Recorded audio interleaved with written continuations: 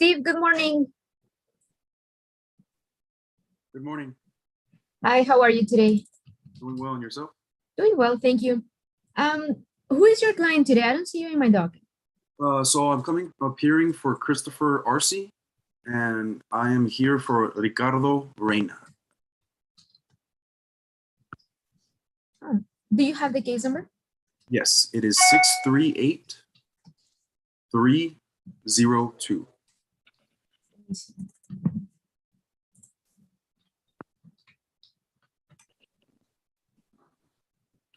That's a family violence case. Yes. Okay, that's in that's in a different Zoom with Monica and Judge Stohensky. If you give me your email address, I can send you the correct Zoom. Okay, thank you. It is Steve, STEVE, at chrisarcelaw.com. Okay, I'll go ahead and send it to you right now. Okay, thank you so much. You have a good one. You too. Bye. Hi, Robert. Good morning. Good morning. I have Anna Harris this morning. Yes, I have her here. Okay, do you need to talk to the state? Please. Yes, one moment. That's going to be with Daniel.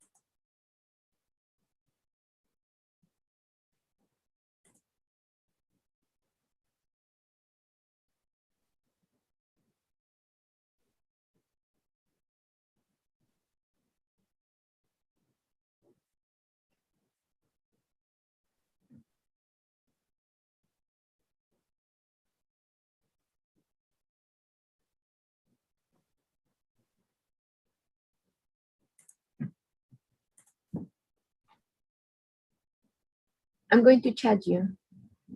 It's okay. No.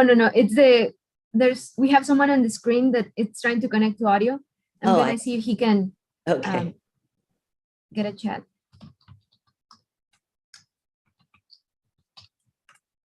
All right. Hi, good morning. What is your name? I'm gonna ask you to unmute, okay? Okay. Hi, what is your name? Michael Cantu. Okay, I'm gonna rename you. Right now, we're just waiting for your attorney, okay? Okay, thank Sorry. I put him back in the waiting room.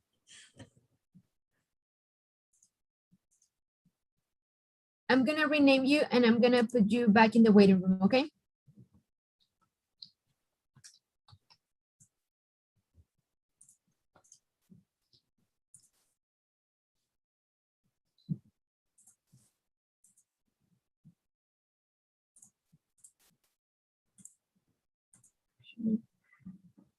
Just right.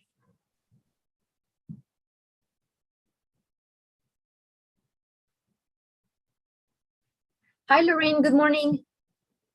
Hey, who am I talking to? My name is Corinne. I'm the court coordinator. Oh, nice to meet you. Nice to meet you. You're here for Michael Cantu. Yeah. He's here present. Do you need to talk to the state? No, I mean, you can just put us on the trial docket. Do you have all discovery? Yeah. Okay. I'm And gonna give you. do you have an offer on the case, Lorraine? Judge, there's a felony pending that's at 4 to 2, possession with intent to deliver 4 to 2. No, 200 to 400. Okay. And then do you know, is this kind of out of the same incident or you're thinking it is? It is. And he's not indicted yet. So I actually think that if I set this for trial, it'll Mhm. push him to do something on that drug case. Because I'm not sure they've decided to actually indict him on it. There's several co-defendants. But I think these days it's the only way to make anything happen is to put a little pressure, you know? That's Do kind of you what Do you know if the prosecutors in county court have spoken with the felony prosecutors yet to see if there's a plan or anything like that? I seriously doubt it. The offense date, I think, is July 2021. Okay. And so is it just one case or multiple felony cases? One. One? Okay. Yeah. Is there someone from the state kind of listening to this conversation? Yes, Judge, I was gonna ask for the case number so I could look it up Okay. Is for the defendant's name. 66, yes, is 664768 Michael Cantu. And then maybe we need the case number for the felony. If it's not indicted, then what, a night mag or something? Yeah, I'll have it. I can pull that up. Okay. Is Nightmag 621413. Okay. Let's see what Kathleen, if she has any more information. Okay. I mean, it's such a big offense because it carries, I Yeah. think, a 10 or 15-year minimum, 10-year, I think. Yeah. 10, Just because of the amount the of. quantity. right? Yes, Yeah. right. No criminal No history. enhancement or anything. Okay. Yeah. Mm-mm.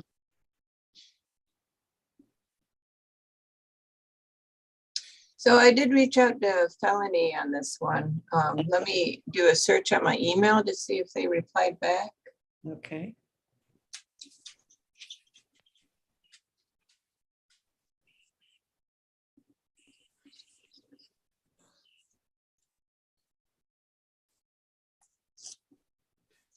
Are we on a large Zoom with a big docket or just yeah? It's just whoever's on the screen for now. We're about 11 people Oh. for now. Right.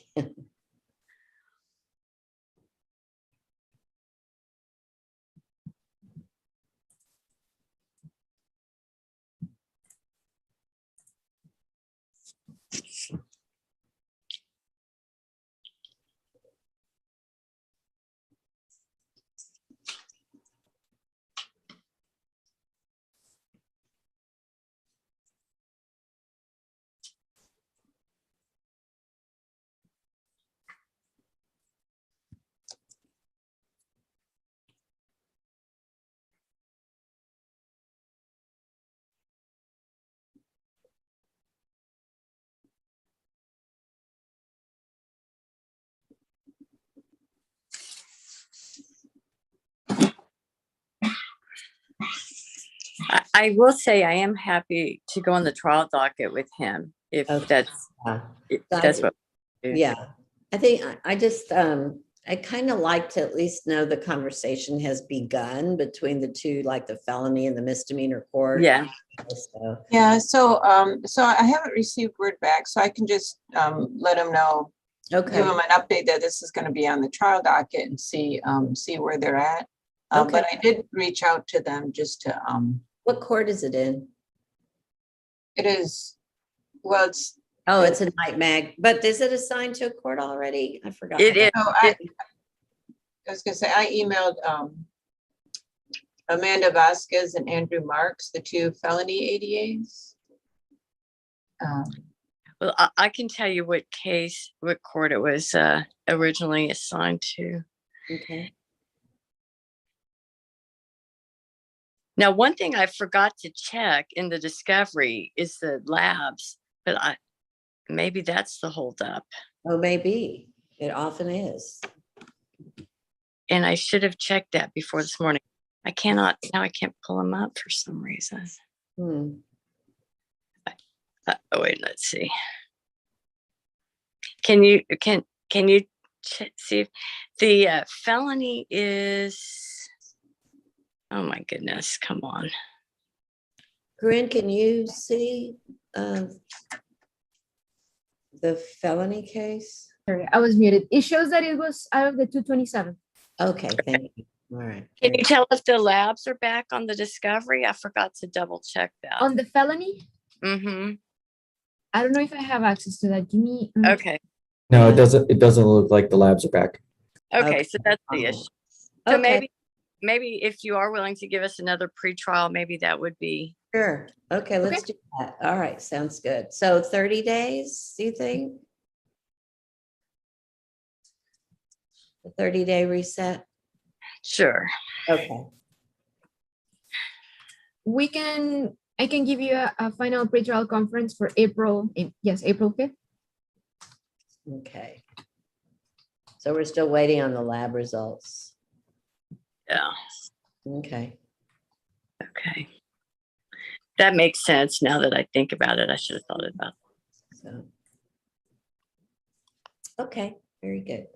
All right. Well, thank you, Judge. All right, you have a good day. All right. Thank you. All Have a right, good one. bye. Michael, you're excused. Okay, thank you. Yes. Have a good one. You too. Bye-bye.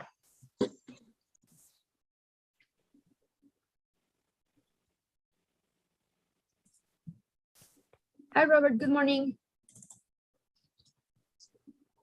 Morning, Corinne. Good morning, Judge Herr. Nice to see both of you. Good to see you too. Good to see you. I have Anna Harris this morning. I have received an offer from Mr. Daniel Escobar, the DA in this court. We have, he has given us one more setting to accept the deferred offer. I've requested my admin to set up a meeting with Ms. Harris so that her and I can go over the offer and inform the court as to whether we will be entering into a plea or requesting a trial setting. I don't think I need a full 30 days for that. 3 weeks would be great. Did you get all the discovery? I'm certain that I did. Okay. All right. So what do you have, Corinne, for a date for them? We could do March 22nd. It's a Tuesday. I sure appreciate that, Corinne. Okay. Okay. All righty. Thank you, Judge. I hope you guys have a wonderful day. You too. Have a good one.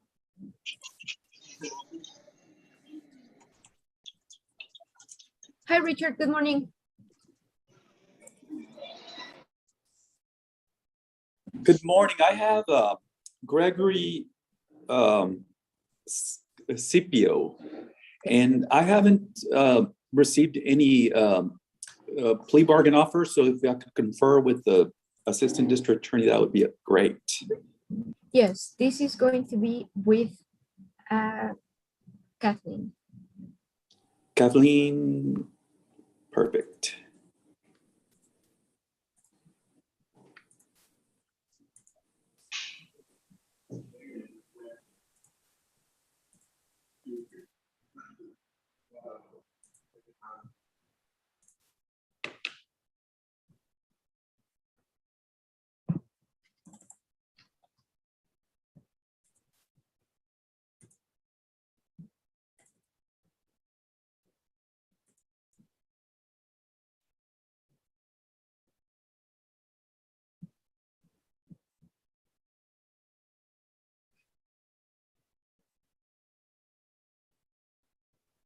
Hi, Alberto. Good morning. I'm gonna ask you to unmute. There you go. How are you today? You're unmuted now. Okay. Am I okay? Yes. I'm on okay, thank you. You're here for Noe Navarro?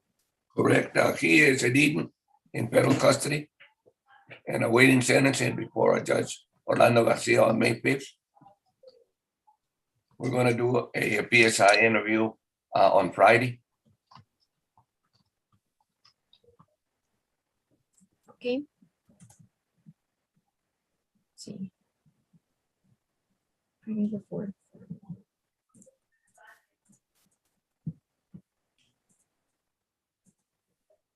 What's the federal charge? Possession with intent to distribute methamphetamine Okay. over 500 grams. Did he have a record? No prior record. he does have a pending case in the 144th. Oh, he does? Yes. Is that another drug case? No, that's an assault, felony choke and strangulation of his girlfriend. And Ah, okay, unfortunately, she kept insisting on seeing him and okay. trouble.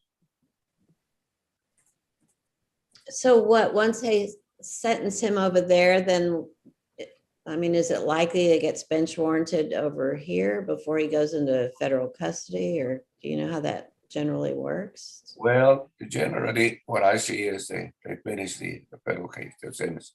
And this is a serious case, so I think he's gonna take, he's gonna get a, I'm trying to convince him to cooperate, to try to bring his points down, but he's not. Who's handling this case for the state? That's going to be with Kathleen, Judge. Kathleen? Oh, She's in a breakout room. You want me to bring her back? Yeah, if you don't mind, I just want to ask her a question about it.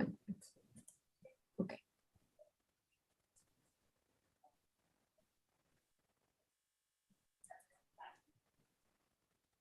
The methamphetamine case was in the 41 and the 144th, but it was picked up by the feds. That's Oh, is that what happened? Okay, yeah. it was there pre-indictment.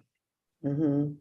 Indictment. And then did the district court just kind of give it to them and, I mean, let it go? I know sometimes they can do it both places, you know. Well, yeah, I don't think they're going to do it. Okay. Yeah. Here's Kathleen, Judge. Kathleen? Yes. I was talking with the council on that Noah Navarro case. It's interference with an emergency telephone call, but the defendant is in federal custody, I think pending a PSI and sentencing in the federal case, which is a drug case.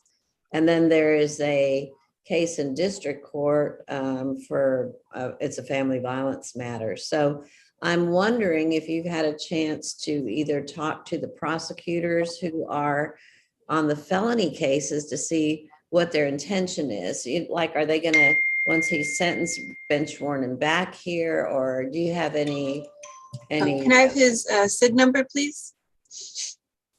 It's 111-6206.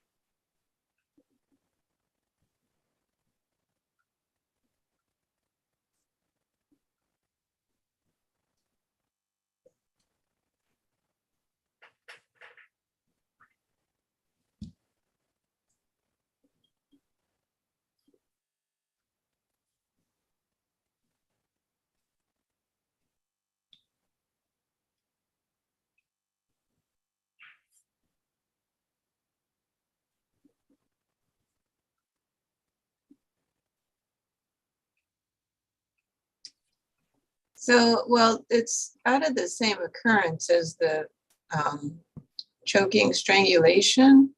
Okay.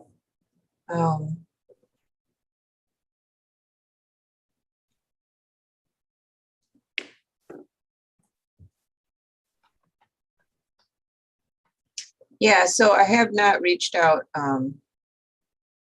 Okay, could you just kind of make a note to reach out to the 144th and see, I mean, are they waiting on him to be sentenced and then they're going to bench warrant him, or do they have some other thoughts about what they want to do with that case? Because then it impacts, you know, your decision on what to do on this one. So. Right, I'll send the email today. Okay, all right. And then, counsel, how long of a continuance do you think is advisable in this situation? I would shoot for June. That way we'll have the sentence completed, and we'll be in a better position to. So my thought is, so if they sentence him, you said May 15th, right? Oh no, May 5th. May 5th. Yes, maybe. But if we leave too much time, then maybe they just send him off. Just, I don't know if he's gonna do time or not, but if he is, maybe we wouldn't want that much, because I was thinking, oh, they could just bring him over and then these cases could get taken care of, maybe a little closer to the fifth. He will be in San Antonio. Oh, it will. Sentencing, he will be in San Antonio with Judge Garcia, Orlando Garcia. Right. So, I wonder if we could, but, okay, so maybe we could do it the week after or something, so he's not. we're not interested in a plea. He's not. No, we're gonna go to trial. Okay, well then, So hopefully, usually these things, get worked out because he has a federal case. I expect he's gonna get a pretty stiff sentence. you do, yeah. So, Okay, well, if it's a trial because he doesn't plead, then the only thing I'm concerned about is if it arises out of the same incident as a felony, they need to take care of the trial issues. They're not going to proceed on this to trial with a felony out of the same incident. that's what I anticipate, but yeah, and also, okay, let's do latter May, some week that's, towards the end of May, and see where we are. Your Honor, let me just put this out. We do have maybe something that can work, and that it would be if they would run a sentence concurrent with a federal case. Well, the thing is, and I'm sure you know this, is that, the state, the district, they can recommend it, but it's not binding, but I get that you need to do, I think, the federal sentencing first. Yes. Before, and then the state where we can a judge could recommend that it runs concurrent, but my understanding is it's only a recommendation. It's not binding. Right. Of course. So just to clarify then, Yeah. Mr. Navarro is awaiting sentencing on a federal. Yes, and it's going to be, I think he said May 5th. So they're doing the PSI right now. He's going to be sentenced early May. Looks like he's probably going to get some time, according to counsel. There's a lot of drugs. And then he still has that felony case I think they said the 227th. And then this case, which arises out of the same incident. And the only reason I'm pretty sure that the district court's going to have to wait till the federal case is done, because you won't even be able to get him over here. Until that case is disposed of. They're not going to let him go. So we kind of at least want to have some idea from our district court what they plan to do with the case once this defendant has been sentenced. In the federal case, like, are they trying it? Sounds like it might be a trial. Right. Yeah. So if you could touch base, let them know there's also a misdemeanor pending. Okay, I'll do that. All right. Thank you, Your Honor. All right, you're welcome. Did we give him a date certain, Corinne? Not yet. We can just put it for May 18th. It's a Friday, and we'll go from there. That sounds good. Yes. All right. Judge, this is Richard Garcia. I've conferred with, Hold on just a second, Richard, please. Does that work? oh, for I'm you? sorry. The 18th will work for me. Okay, perfect. Okay, thank you so much. And you're excused. Thank you, Your Honor. Have a nice day. You too. Okay, Richard, what's going on? I'm sorry, Judge. I heard a moment of silence and I Yeah. just jumped in. So I've talked to Kathleen Arcelo Garza, the famous Miss Garza, and she's missing the blood draw, the laboratory analysis. So we need to wait on that. And apparently they just uploaded the Coban video, which I wasn't aware of. I've seen the other videos, but not the Coban. So Okay. I don't know if it'll show anything different, but I need to at least check it out. Okay. So we're just waiting on lab results, though? Correct. Okay. Okay, so 30-day reset? Sure. Okay. Oh, 30 days, Judge. I won't be in. I'm trying to head out for the first time in 2 years to, I was going to Japan, but Japan's closed off. So I'm headed to Thailand on April 1st. Oh, wow, nice. Yeah. So, let's see, when do you get back? I get back on April the 18th, on the 17th, which is, I think, a Sunday. So I'll be back on the 18th. Can we put him, can we reset him that week? Yes, we can maybe do Friday the 22nd, April 22nd. Oh, that would be perfect. Okay. Thank you so much. Welcome. Enjoy your trip. Richard, do you need Appreciate to it. talk to Thank your client? He's here. I'll text him and give him the new date. Okay, sounds good. And he's free to go, right? Yes. Yes. Mhm. Okay, so Greg, you're free to go. Thank you, Judge. Thank you, Corinne. You're Have a welcome. good one.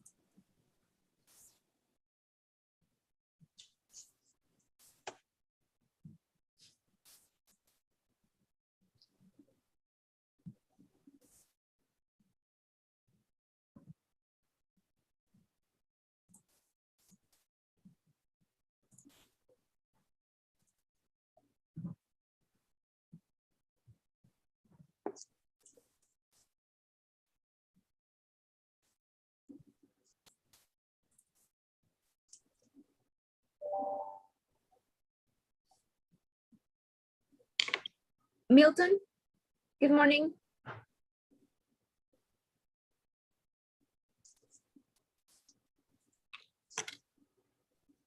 Can you hear me?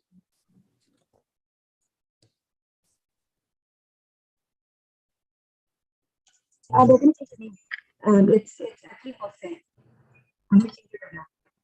Hello?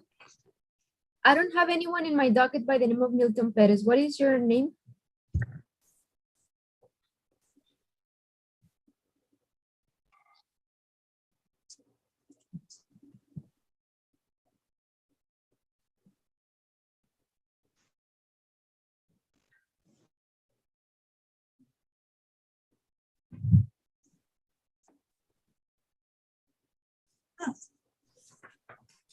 Okay, Jose Lara. See him, but Okay. he's not responding, right? No. We're still waiting for his attorney, so I'm gonna put him in the waiting room for now. Oh, Jose, okay. Excuse me? Hello? Jose Lara? Okay, we're still waiting on your attorney. I'm gonna put you back in the waiting room, okay?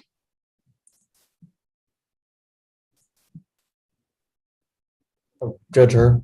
Yes. So I did submit you a dismissal. There was a case, it's 677667 Marisha Lachey Wilson. It was a case that was supposed to be TIC'd as a part of a felony plea, but I don't think they ever submitted the dismissal. So Okay. I just submitted it this morning. Okay, I'll sign it. Is it only gonna be dismissed one case or all of them? Only one. Okay.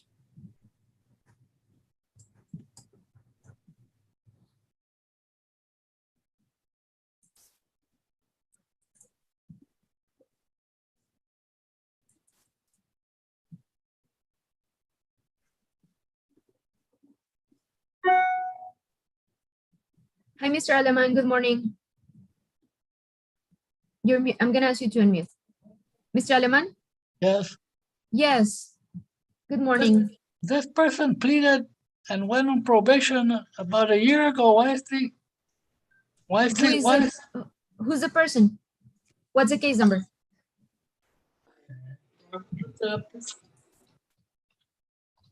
What are we doing in your court anyway? Who's in court 11? If you give me the case number, I can check the system and see what's going on. Okay, the case number is 653137.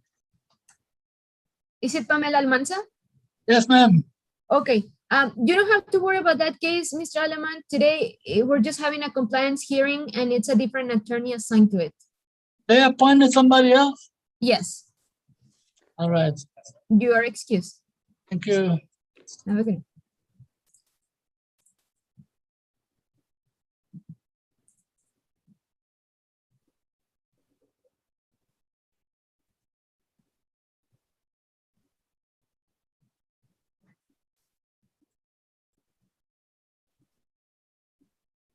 Again, well, right now we don't have any more attorneys waiting.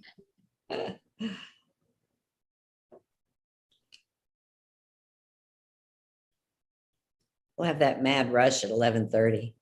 Probably just before lunch. Right.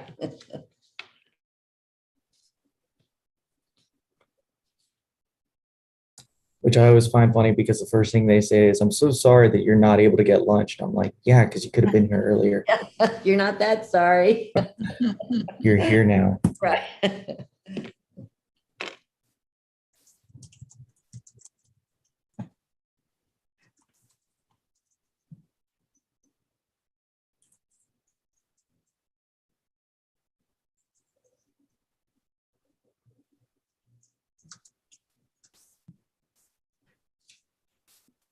Hi, Austin. Good morning. Good morning. You're here for Maria Pixley? Yes, I am. Okay. You reset it last time for you to review the offer. Yeah, I actually want to confer. Things have changed a little bit on our end. Okay. I'm gonna put you with Kathleen. Okay, thank you.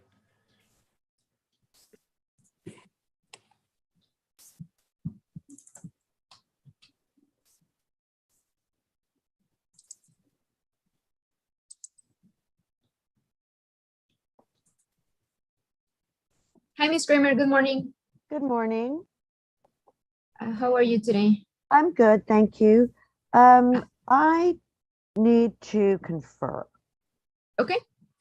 This is for Jose Lara, correct? It is, yes, and he's, as Okay. you can see, he's in the Zoom. Yes, let me put you with Kathleen. Thank you. Oops.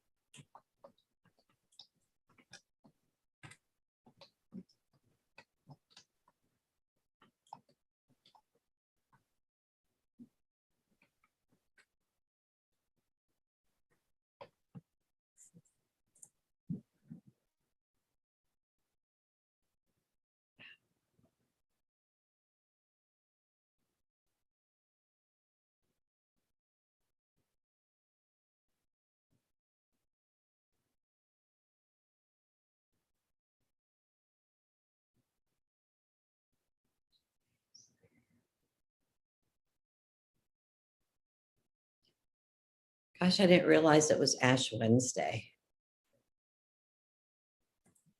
Yes. Yes, Wow. I'm going later on today. Yeah.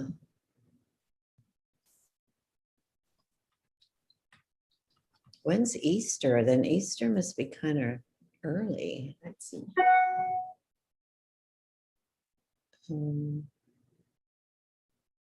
I think it's the 17th, right. April 17th.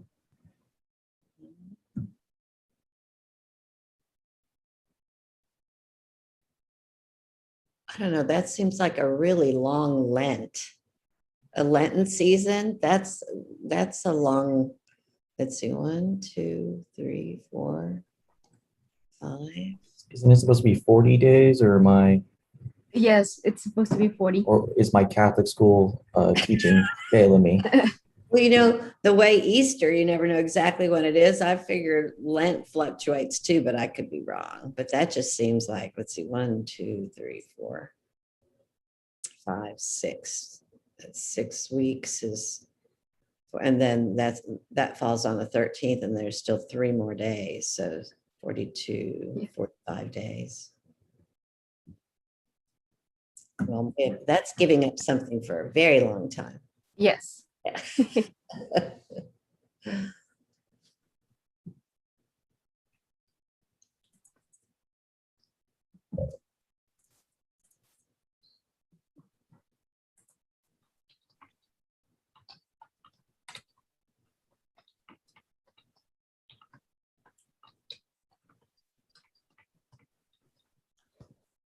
Good morning, Judge. May I approach?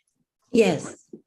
Hi, Judge. I just received, good morning, an offer from the state a week or so ago. Uh-huh. My client, Andres Hernandez, it is going to be case number 6566354. And so I just like a regular reset to convey this offer to my client. He's been on a my client's a CPA, and he's been on some sort of work conference. So I need to get him to call me back. It's tax, and he has some sort of conference. So I just like a regular reset to convey this first time offer to my client. All right, that's granted. Thank you, Judge. Will I just wait for Corinne to tell me the date? Yes, we can do April 1st. It's a Friday. April 1st will be fine. Okay. Very Okay, good. thank you, Corinne. May I be excused, Judge? Yes, you may. Thank you, Judge Herr. Daniel, always a pleasure, buddy. Good to see you, Alice.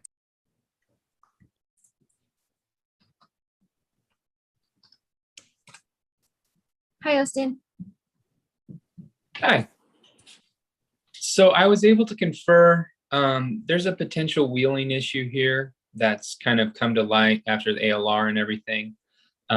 So what we're going to do is ask for one more pretrial setting to go over everything, to see if the ADA wants to move forward with the case or not. And then once we decide, we're going to decide if it's going to be a trial case or a plea. The plea offer is not bad, but I don't know if it's actually a strong enough case for trial. So that's what we're going to take some time for them to look at and for us to decide how we want to move forward. Are there any other discovery issues? Not at this time, Your Honor. No. Okay. You'll give him one more pre-trial setting, please. Okay. I can reset it for, let's do March 31st. It's a Thursday. March 31st. Let me double check. I think that's okay though. Okay. It'll be on Zoom? Yes. Okay, yeah, I can do that. And that'll be, is there a set time or y'all set it around that time? We will set it around that time. Okay, that's fine. Thank you so much. You're welcome.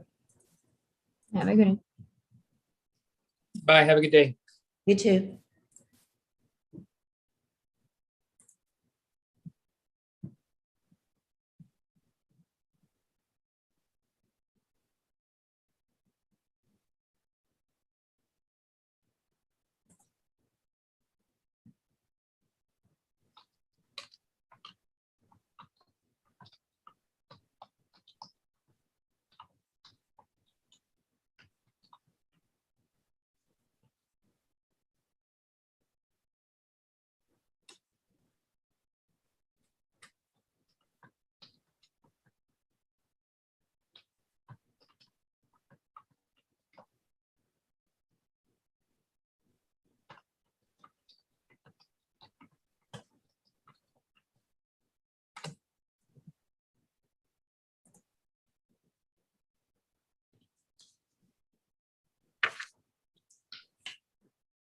Hi, Susan, you're back. Okay, so Kathleen wants to get some more discovery, but in the meantime, while we're waiting for it, she's going to allow me to do a PTD on him. So I'll just, we can get out of the Zoom and I can go into a breakout room with my client and explain to him what PTD is. Okay, I can put you in a breakout room with him. Great.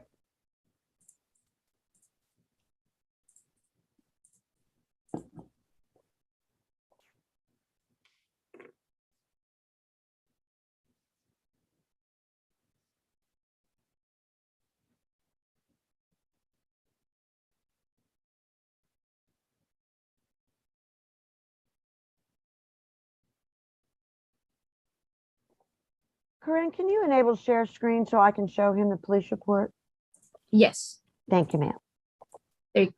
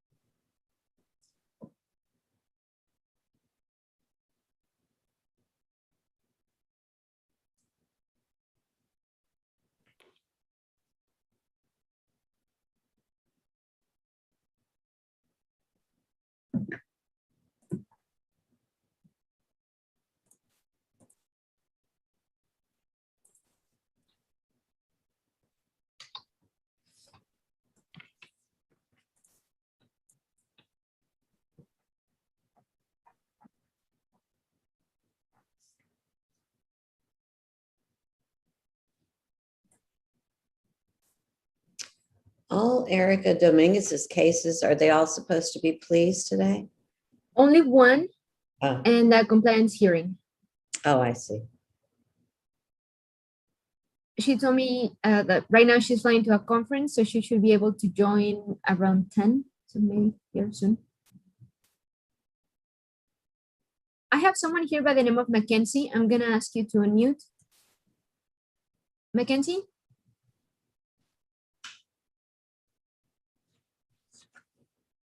Mackenzie, are you there?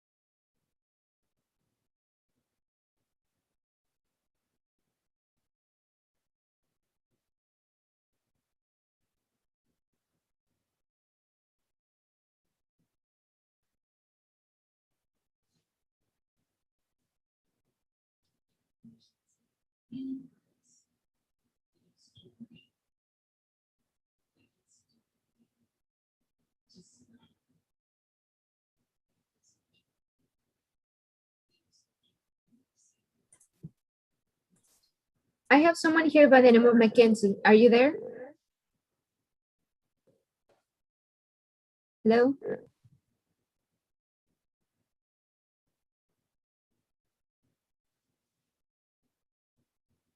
Mackenzie?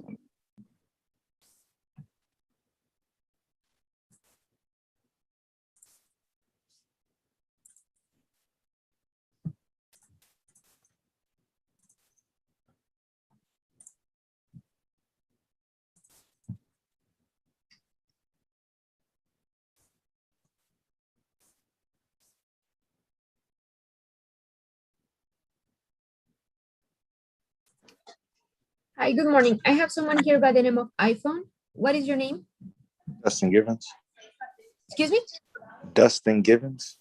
Okay. Thank you. I'm gonna rename you. Okay.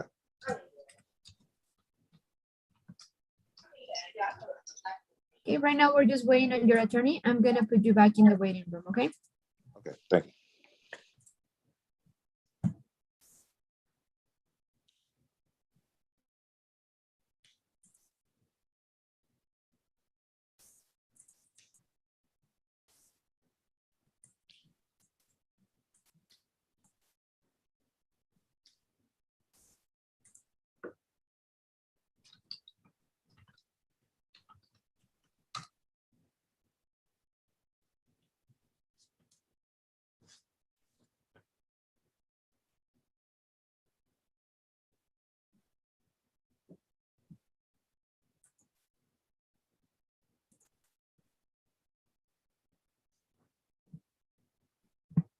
Is Jason Joyner's case a plea on that Michael Christensen?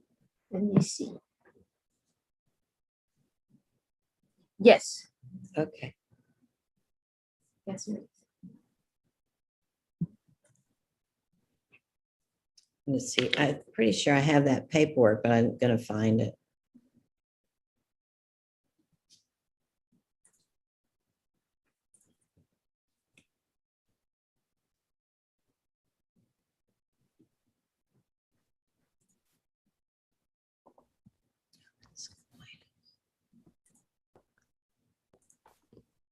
Hi, Susan, you're back.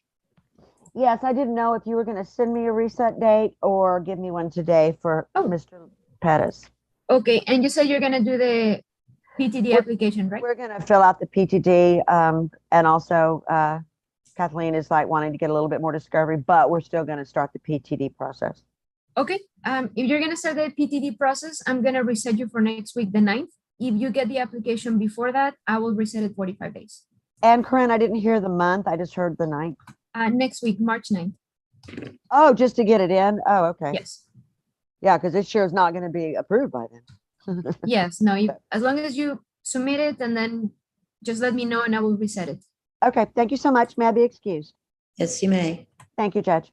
You're welcome.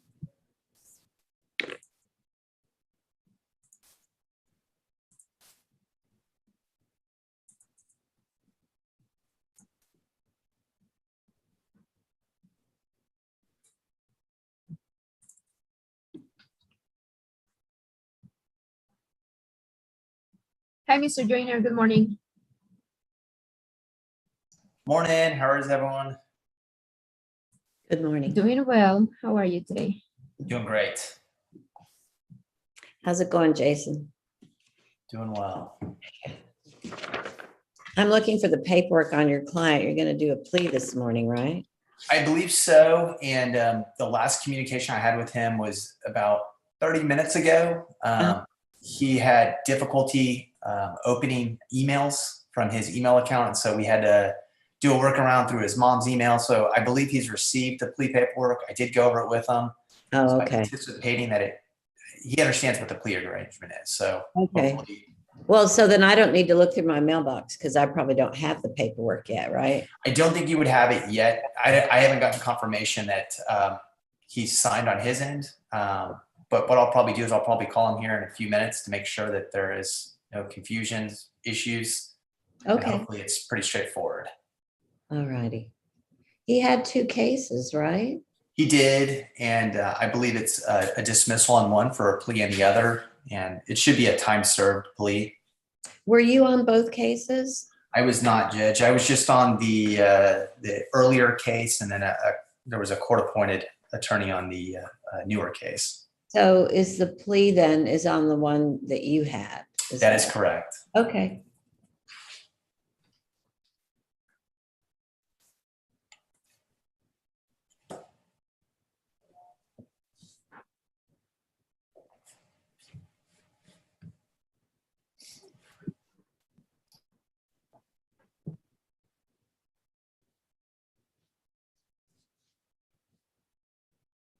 And you don't need to confer anymore, right?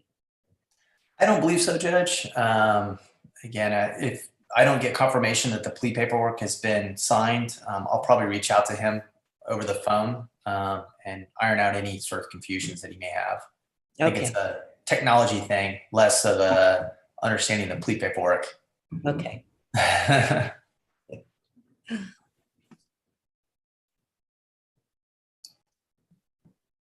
Hi, Brent, good morning. Good morning. How are you today? Wonderfully. How are you? Doing well, thank you. Good.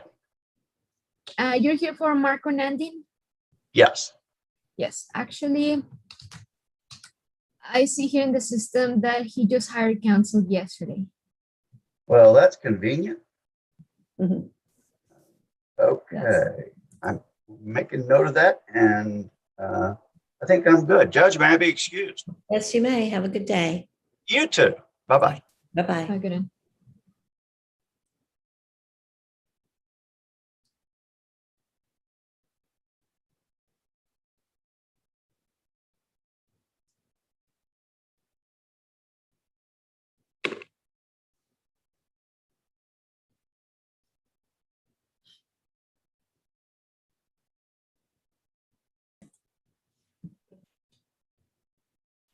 Hi, Ms. Juarez. Good morning. Good morning. Thank you for joining us today. Yes, thank you.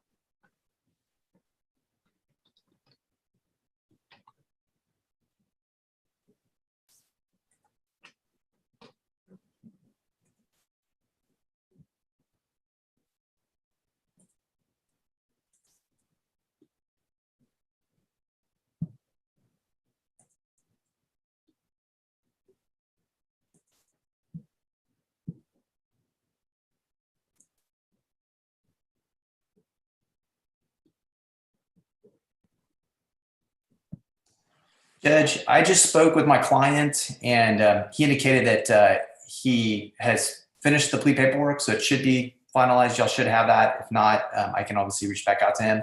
He also indicated that he's been trying to get on the Zoom call and he's logging in under his daughter's name. So it may pop up as Mackenzie. And he Oh, so if you okay. see that, that's him. Okay. Yes, I've been trying to reach out to him. Yes. Like I've been admitting the name Mackenzie, but they don't reply. Oh, yeah. So I've been kicking them out. Let me admit him.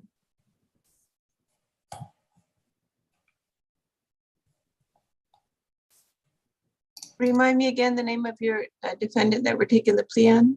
It's Michael Christensen.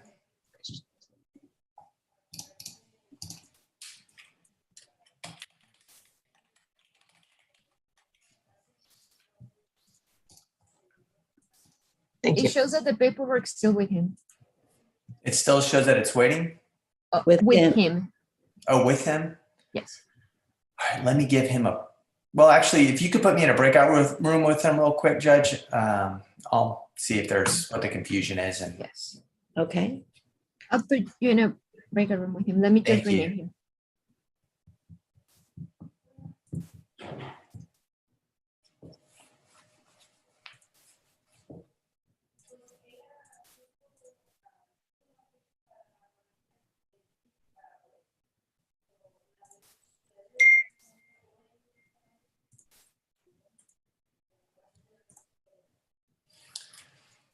Michael, you just need to join that breakout room. You should see something that pops up. Thank you.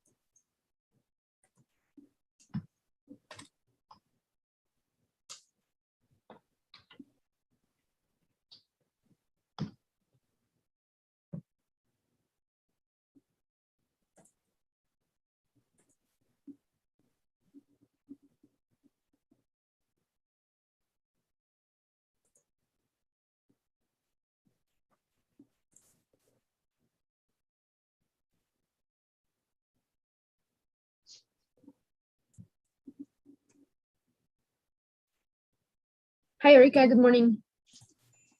Good morning, Corinne. I landed safely in Dallas. Good to hear. Thank you. Has anyone logged in? I told him 10:15 because the flight arrived like 9:30, so giving myself a little bit of time. Not yet. Do you need to talk to anyone from the state or CLO? No, we've already discussed everything. We're just waiting for them. We're ready on both too once they log in. Perfect.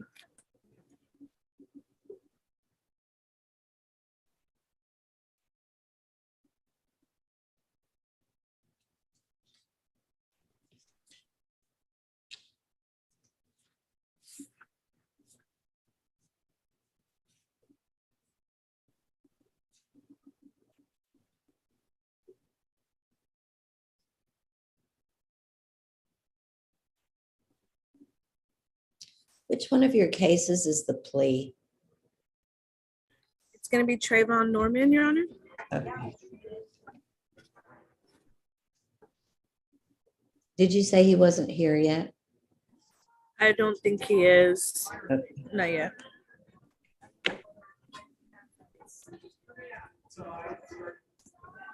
And I did email them the link this morning at 8, so they should have it. Okay.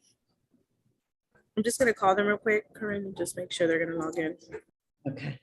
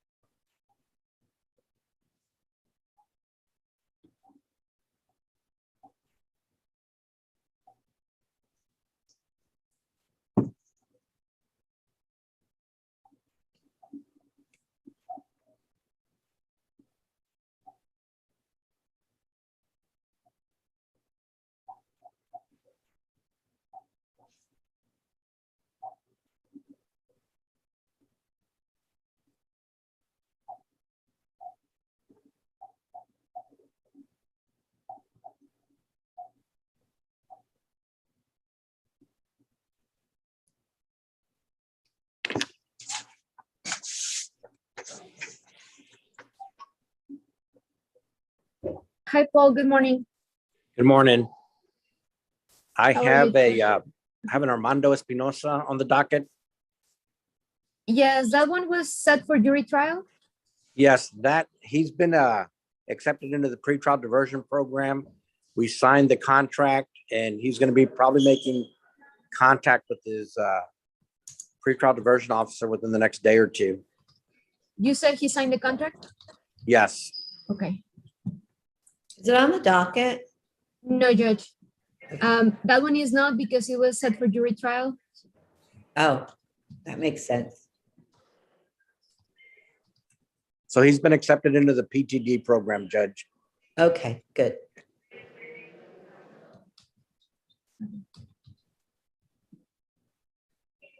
Okay. Good to remove it from the jury trial then? Yes. Okay. Judge, might be excused. Yes, you may. Have a good day. Thank you, Judge. I'm good. It was good seeing you. Good to see you too.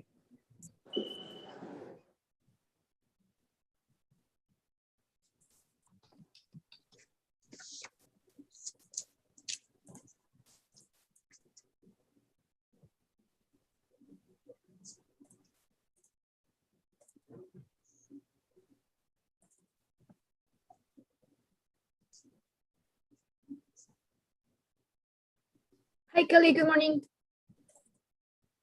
Good morning. How are you? Doing well, thank you. How are you? Good. You're here for Michaela Miller.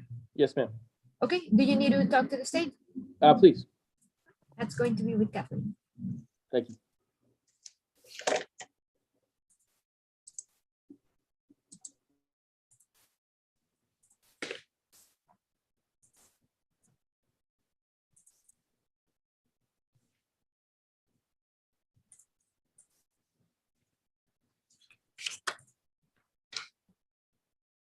Judge, I'm going to reroute you the paperwork for Michael Christensen. Okay, good. Thank you.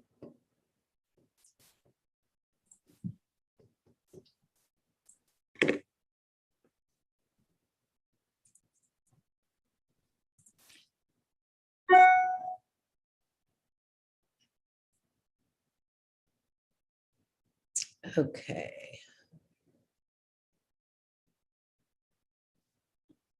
All right, I have it. So when everybody's ready, let me know. We're just waiting for them to come back from the breakout. It's-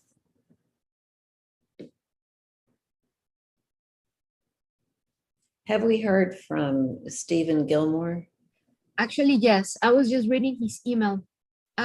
He's set to appear for Dustin Givens and Christopher Whitehead. Mm-hmm. He also submitted the motions to withdraw on those that he sent them to me. I'm about to upload them to Adobe Sign so they can be ready for you. And why is he withdrawing? He is in the public defender's office now. Oh, I see. Okay, so then we need to appoint new attorneys on that? Yes, Judge. Okay. And are the defendants here today? Only Dustin Givens, he's in the waiting room. Okay, so are you gonna let him know it's happening? Yes, whenever Mr. Gilmore joins us, I'll go ahead and admit him as well. Okay, very good.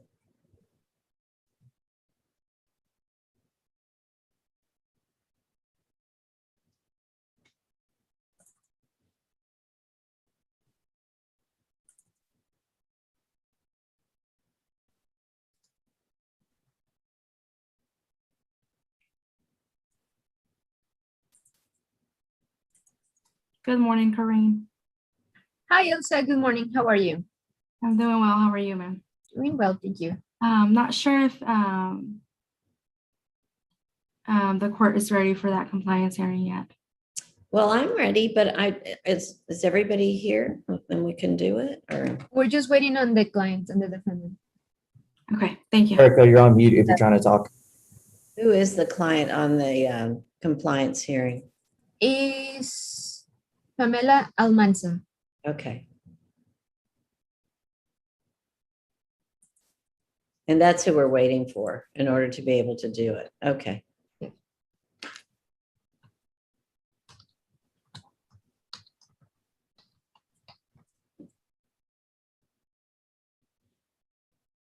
Have you heard anything from Wayne Young? No, I just sent him an email Mhm. so they can join both. And what about Greg Demare? I sent him an email as well. Okay.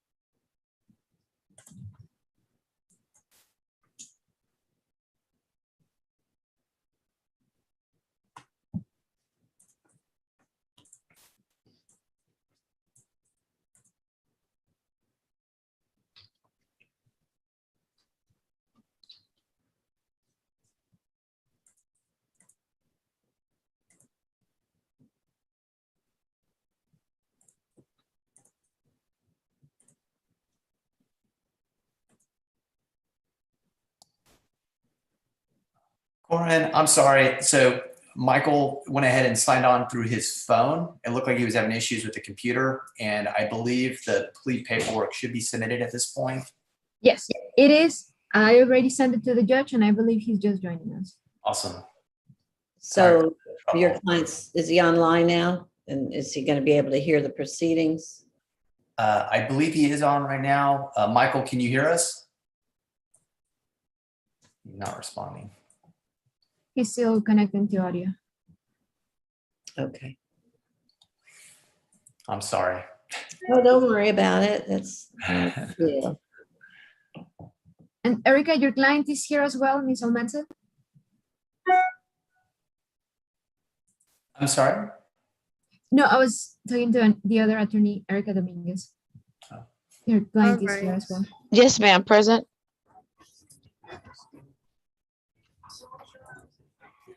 Okay. I've conferred with Pamela, and this is a compliance hearing. I don't think the state, usually I don't confer with them on compliance hearings, but we're ready on that one, Judge. And I don't know if the CLO, yeah, CLO is present. Can you hear me? Okay. Sorry. That's all right.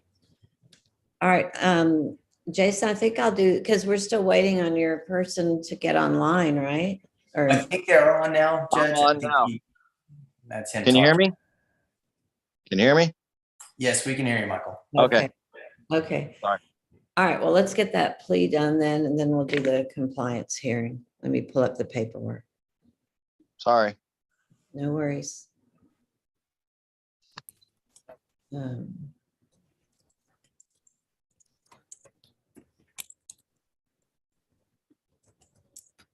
May I have your attention in the terminal, please? Flight 1033, Dallas to DCA. Oh, gosh, I didn't realize she's at an airport. All right, let's take up cause number 611468, the state of Texas versus Michael Christensen. Can I have the attorneys identify themselves for the record, please? It's Jonathan Joyner for Mr. Christensen. Daniel Escobar for the state of Texas. Thank you. All right. The first, oh, and Mr. Christensen, you can hear the proceedings. Is that correct? Yes, ma'am. All right. The first document I have is the defendant's consent to plea by video conference signed by Mr. Christensen and his attorney, Jason Joyner, that indicates to the court that there's no objection to proceeding with this on Zoom. Is that correct? That is correct. All right. Mr. Christensen, you stand charged by way of information with the offense of assault bodily injury, and that offense is a Class A misdemeanor for which the range of punishment is up to a $4,000 fine and up to 1 year in the Bexar County Jail. Do you understand that? Yes, ma'am. You have several rights. You have the right to a jury trial. You have the right to require the state to bring their witnesses in and prove their case beyond a reasonable doubt.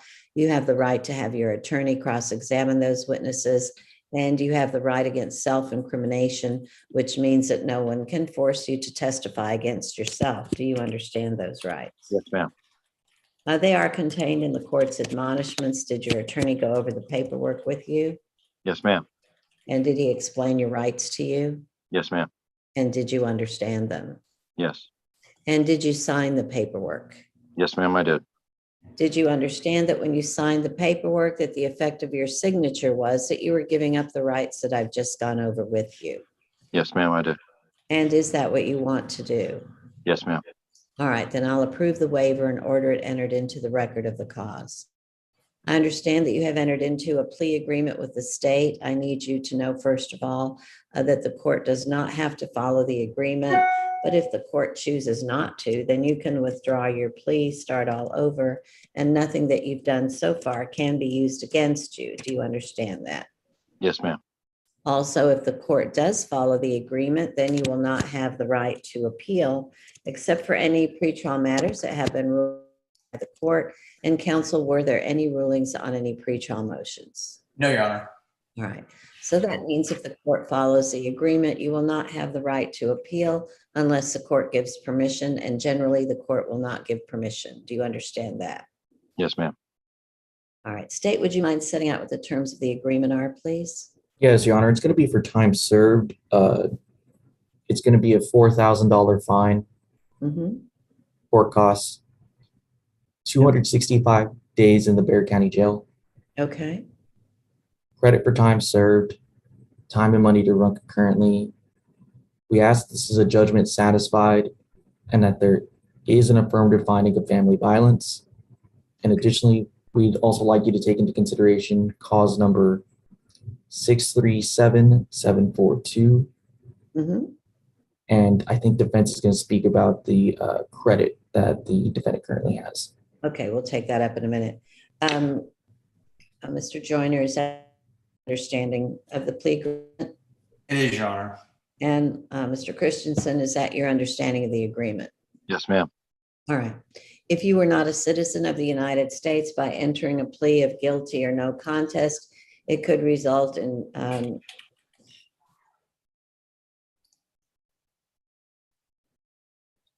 What was that? Oh, I'm sorry. I got distracted. All right. If you're not a citizen, are you a citizen? Yes, I am, ma'am. Okay, then I don't worry about it. All right. And counsel, has your client been able to consult with you and assist you in his defense? Yes, Your Honor. And in your opinion, does he have a factual as well as rational understanding of the charge and the proceedings against him? He does, Your Honor. In your opinion, is he mentally competent to waive his rights and to enter a plea at this time? I believe he is, Judge. All right. In that case, to the charge of assault bodily injury married, how do you plead? Guilty. All right. No contest. No contest. Judge. All right. Have you been promised anything other than the terms of the plea agreement to get you to enter your no contest plea? No, ma'am. Have you been threatened or coerced in any way to get you to enter your plea? No, ma'am. Are you pleading no contest because after conferring with your attorney, you've decided that it's in your best interest? So, Yes, sir. all right. Then I'll accept the no contest plea. Based on your plea, I'm going to find that the evidence is sufficient and I'm going to enter a finding of guilt in this case. Are both sides ready to proceed to sentencing? We are, Your Honor. Yes. All right. I will follow the plea agreement that you have entered into with the state and assess punishment at a $4,000 fine plus court costs, 265 days in the Bexar County Jail. You will be given credit for time served. The time and money will run concurrent. The judgment will be satisfied. I'm also going to take into consideration a cause number 637742 and making the affirmative finding of family violence.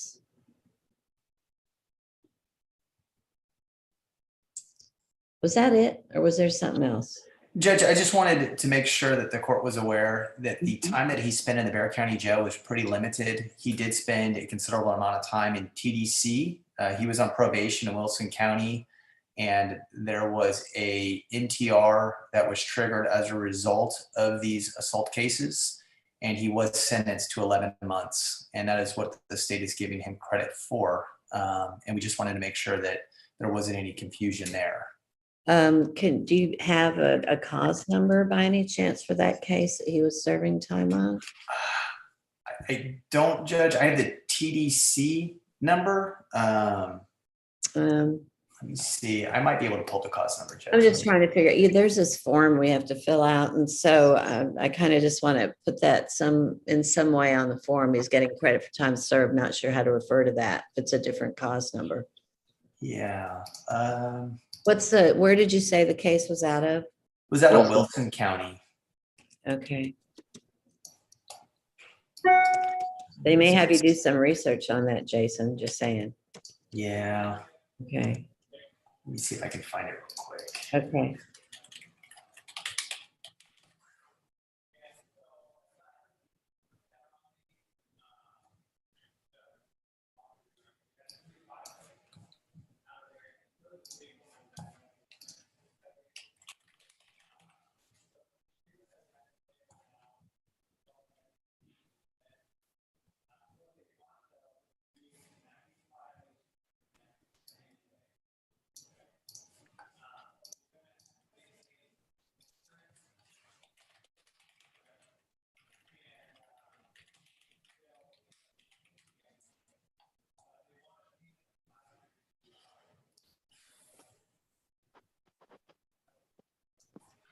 I'm sorry, Judge. Sure. Taking up your time here.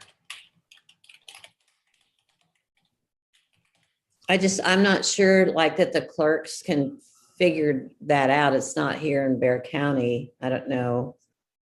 I'm just going to put credit for time served in case out of Wilson County, but I think they're going to be needing more information. And I guess if I were to contact the court, would I just contact the clerks in 11? Yes. Yeah. And then notify them, here's the case number in Wilson County that's attached to it. Okay. Okay. Yeah. I can do that, Judge. Okay. Thank you. All right. Then is there anything further from either side? Nothing further from us, Judge. Nothing from the state, Your Honor. Okay. Very good. Then you're both excused. It's nice seeing you, Judge. You guys be safe. Thank you. You too. All right. Thank you, Judge. You're welcome. And Judge, I have submitted the dismissal to you. Okay, I'll take care of that in a second. All right, can we do that compliance hearing real quick? Can I leave? Yes, you're excused. Okay, thank you, ma'am. You're welcome. Well, do I need any paperwork for the compliance hearing?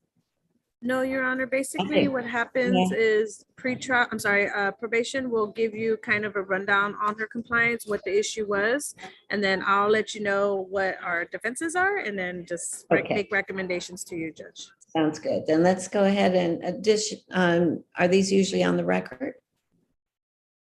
No. Okay. Because it's not an MTR, there's no revocation, it's not a resentence. Typically, the judge may amend conditions of the probation, and that'll be the most of it. Okay, then let's go ahead and take up cause number 653137 on Pamela Joanne Almanza. And is probation here? Oh, there I see her. Yes, Your Honor. And CSO Juarez is here. She's assigned officer to the case. Okay, very good. All right, so what do you all want to tell me about the Miss Almanza? I need some information on what it's about. Okay, good morning, Officer Juarez. And I submitted a supplementary report because the defendant has not completed any of her conditions. And she was ordered a dual diagnosis outpatient program and did not complete that. She was discharged unsuccessfully from the dual diagnosis. And she has not worked on her community service hours either. She had 2 positive UAs for a methamphetamine opiates on 10/26/21, 11/22/21. And she did fail to submit a drug test on September the 27th. On February the 3rd, she provided a UA confirmation for November the 22nd, and methamphetamines and opiates were confirmed. She only provided a list of prescriptions for opiates. And she stated she is in the process of applying for Social Security benefits and is not working at the time due to her medical conditions, and is being supported by her mother. So that's where we're at right now. Thank you. All right, what says the defense? Your Honor, yes, Officer Juarez is right concerning Ms. Almanza regarding the medical. There are a lot of medical appointments. Is she here? Yes, she's present. Is she? Yes, Your Honor. I want to see her, and I don't see her. Am I not showing? Okay, now you are. Okay, thank you. All right, I'm sorry to interrupt. Please proceed. It's okay. And so these medical conditions are preventing her from working. She is unable to stand for long periods of time, which has been a problem for completing her community service. She is barely making it on payments for probation. As Officer Juarez mentioned, her mom is helping her. And so, you know, regarding the IOP, she completed the 6 classes that are required. She completed the individual sessions, and the only reason she was unsuccessfully discharged from IOP was because she failed DUA. That is a requirement in order to complete IOP, and that's the only thing that she did not pass. Therefore, she was unsuccessfully discharged, but she did do that's all. a major thing. That's the whole reason, right? To go to IOP is substance abuse. Okay, go ahead. And so with these medical conditions, she is on opiate prescriptions. However, we do have some positives for meth. So at this time, Your Honor, she is, we are recommending a TAP revision. The last TAP was done last year in August to see what they recommend with the meth usage now included in that TAP to follow those recommendations. She has enrolled in DWI education, VIP class for March 12th, and she is going to add, since it's a weekend package, she is going to add that DWI education class in there. She is asking if the court could probate the community service hours because of her ailment. She has submitted a Social Security packet. It has been denied, and she's currently in the appeal process, which already has been submitted through the Center for Healthcare Services that are helping her with that. We don't have a timeline on when it will come back, if it will come back in her favor or not. But mainly it's just not being able to work due to the medical reasons that she provided. And sorry, that preventing her from getting the medication that she needs and turning to these other substances that she should not be using. So her problem is that she can't afford what medications? Well, the probation fees is that what she's barely making now, and then being able to buy off any community service hours, she's asking the court to probate those hours. But in regards to the drug usage, yes, we would ask for a TAP revision to see what it recommends because she may need additional care. Like she might need inpatient treatment. Could be possible, yes, Your Honor. Opiates and methamphetamine, which is a horrendous drug to be involved in if you're supposedly just finished up outpatient treatment and you're still doing that, that's a problem. And I don't see how with her health issues, how doing meth is at all helpful to that at all. I mean, it's like the worst drug you can pick. I'm sure you're aware of that, right, Ms. Almanza? Yes, Your Honor. With all due respect, if I may say, in February, I had a good UA. It was opiates, but I have prescriptions for that. I submitted my medication list from HEB Pharmacy to my probation officer. Are you checking the levels to see if the levels that are showing up on the test are consistent with the amount that's being prescribed by the doctor? That's a question for probation. Give me 1 second. So on February the 7th, she did test positive for opiates. And let me look at the levels. Give me 1 second.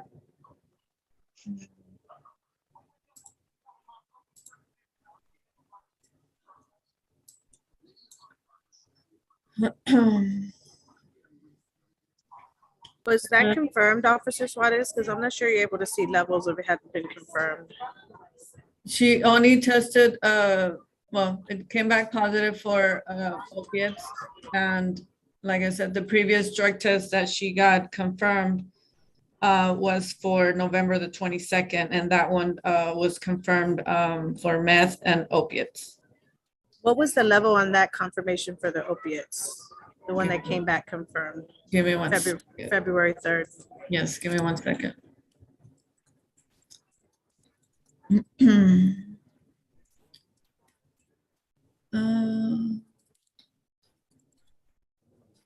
Okay, so it said for methamphetamine positive, 2,460.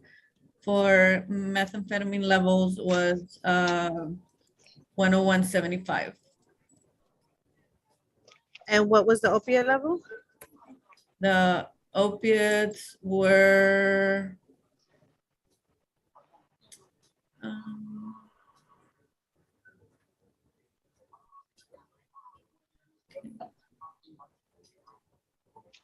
I'm not seeing the level for the opiates.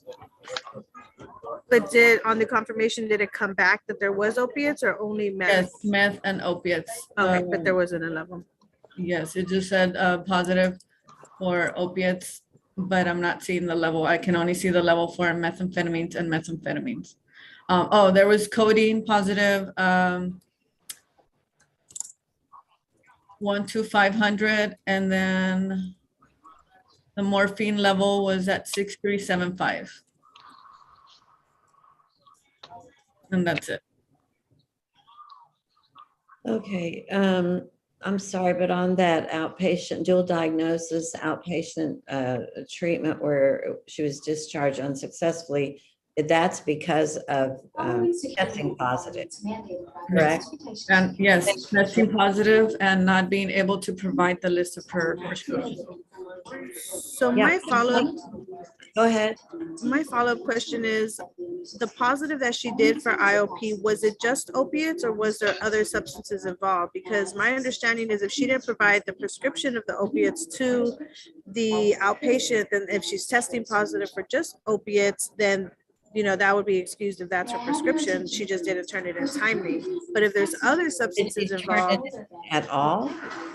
She did not provide the list of her prescription. but she did provide it to you?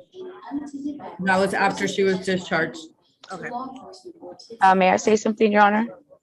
Yes. I did provide that list and I have an email showing that I sent it to Officer Hinojosa before he was let go from my case and Juarez picked it up. And I also tried to send it to Ashley Weekamp with the dual diagnosis and she blocked me and it was coming back. So I tried to submit that. Yes, it was not in a timely manner, Your Honor. And why is that? Why didn't you submit it in a timely manner? It's just with going to doctor's appointments and my mom, it's unexcusable. I have no reason for it. What's unexcusable is you using meth. If it weren't for that, I wouldn't be that hung up on what's going on here, but that is a red flag that you are not being honest. Because what is the excuse for using There's meth? none. There's none, ma'am. Then why are you doing it? Stupidity. But what's your motivation for doing it? I did it for pain because it helped me go without pain medication. And why not just take appropriate pain medication? Because after being on medication for so long, I have chronic ailments and pains for 15 years. Your body gets immune to it. And before you know it, you're taking 2, 3, 4. Then you're trying to buy it off the street and you can't because it's too expensive. You're not supposed to as well. And I was able to do a little bit and go all day and not have to worry about it. Well, the thing is that if you're in a program and it's a dual diagnosis program and it's to help you with substance abuse, if you don't cooperate, they're asking you for things, they're asking you for your medication list, it's not to be arbitrary, but it's supposed to be problem solving. And if you're not part of the team where you're giving them what they're asking for, then they can't help. I bet you they could end up putting you in some kind of pain management situation or connecting you up with a resource for pain management that doesn't include using meth. But if you're not forthcoming, they cannot help you. It takes your assistance, your cooperation, and your desire to handle this in an appropriate manner. Do you understand that? Yes, Your Honor. Yes, ma'am. I think it's a good idea to do a revised TAP, and I really think that that there's more treatment indicated. And I think if you would do a zero tolerance with regard to her not cooperating with the treatment program that is recommended. And I want weekly random UAs for the next 2 months. I want you to notify the court immediately if there is a missed UA, because that is not going to work. I mean, if you're sick in bed and you can't get up, that's one thing. But anything other than that indicates to the court that you're not getting your UA because you're going to test positive. And I want, I know there is the ability, there's an expert somewhere, either through probation or through the treatment program, to monitor the levels. And you provide your prescription and they can tell whether the level of opiates in your system is consistent with what should be there because you're taking prescribed medication.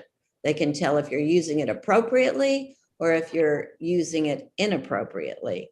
And if it turns out that it's an inappropriate use, then there needs to be some action taken on the pain management issue. And you could probably look into that yourself because you're a grown woman, you're intelligent, and if pain is your issue, you need to get into a pain management situation that does not include using illegal drugs because you're just going to get yourself in trouble.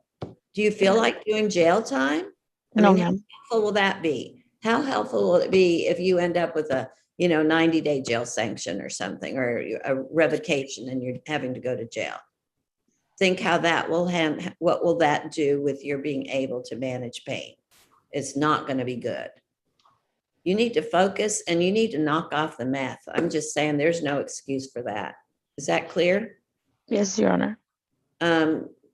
Ms. Juarez, did you get what I was ordering or do you need me to restate it? Yes, it was a TAP revision, zero tolerance on the treatment recommendations, and you said weekly A's for 2 months, correct?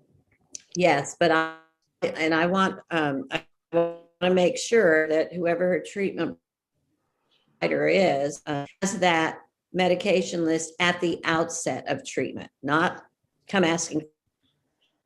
I want to have it at the beginning. So if you've got it in your file, then make sure that the treatment provider has it as well. I would like them to monitor the levels if she tests positive to see if it's consistent with her prescriptions. Yes, Okay.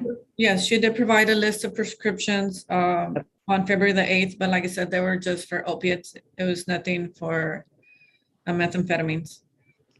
And so there was no positive for meth on that test?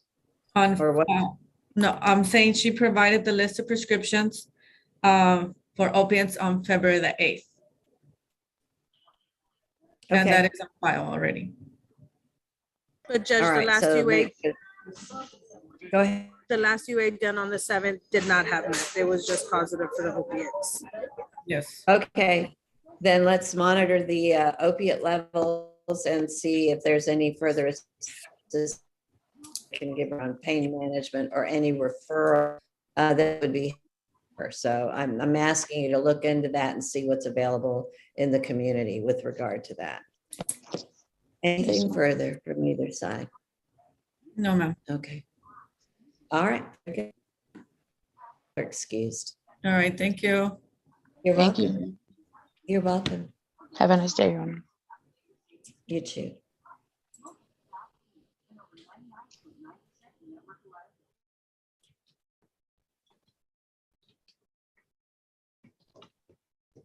What about Norman Trevon? Is he here? Your Honor, I've been trying to call him and text him. I did send him the link this morning at 8. He's not responding. I asked Corinne if yesterday when he was logged in, if he confirmed he was going to be here. But he hasn't been responding to any of my messages. He's not here. I do understand yesterday was very rushed and it was a very crazy morning. And then I wasn't able to come back after lunch because I did have another meeting. So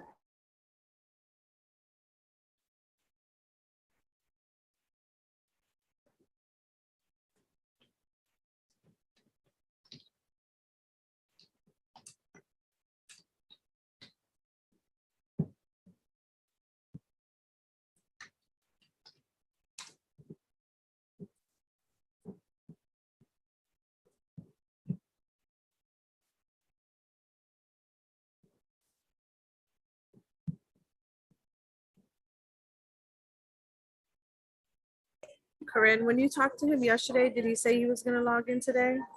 Yes, he said I even told him it was going to be the same link. This morning? Yes. Okay.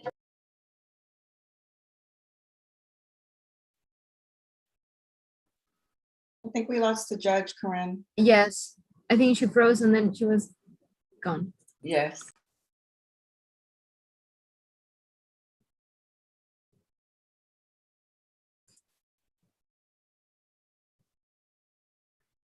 Erica, for that, Isaac, it was a system appoint from the 31st, yes. Yeah, I didn't have it on my calendar because I usually, I don't know. I usually do the reset, so I didn't see that it fell on this day. Let me look at it real quick. Okay. Hold on a second.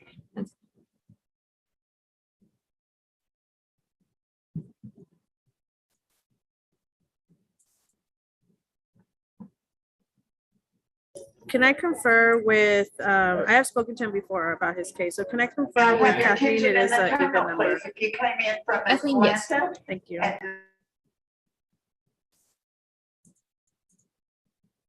Kathleen, and he has 12 days. Thank you.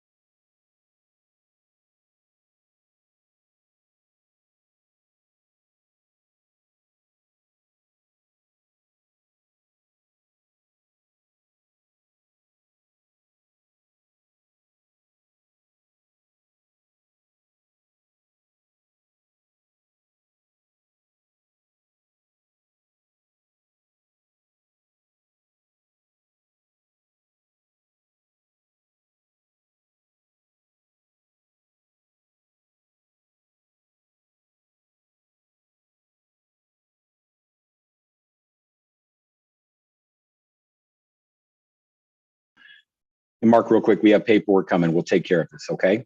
Today?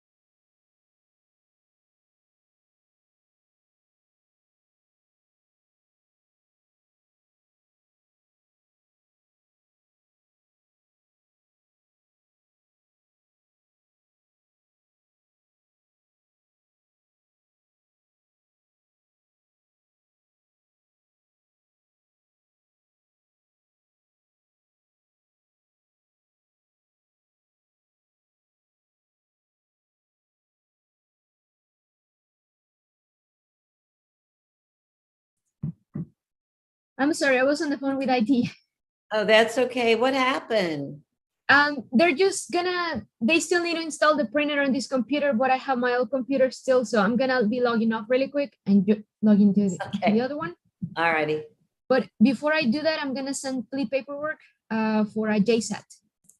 Okay.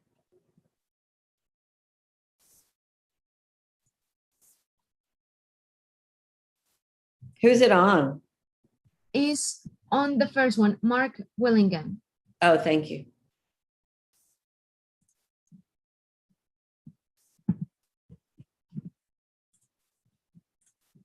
And I have sent 2 emails to Wayne Young to join, but he hasn't replied. And then what about that other plea of Erica Dominguez? She's been trying to get in contact with her client. What would your judge normally do in that situation? I believe he was one of the teachers. I believe that was him. So his schedule was kind of, they're not allowed to have the phone on, or yes or no. Oh, okay. Yes. And I know this week she's out in a conference. So I'm going to see if she wants to reset it. Okay. Maybe Thursday, right? Tuesday or Thursday next week. Okay. Sounds good.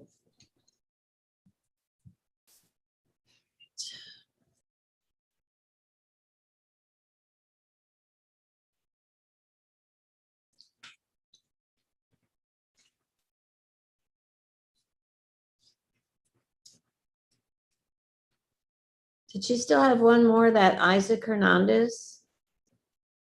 Was Erica? Erica is reviewing on it right now. She did not have that one in her calendar. So she's going to review it. Gotcha. Okay.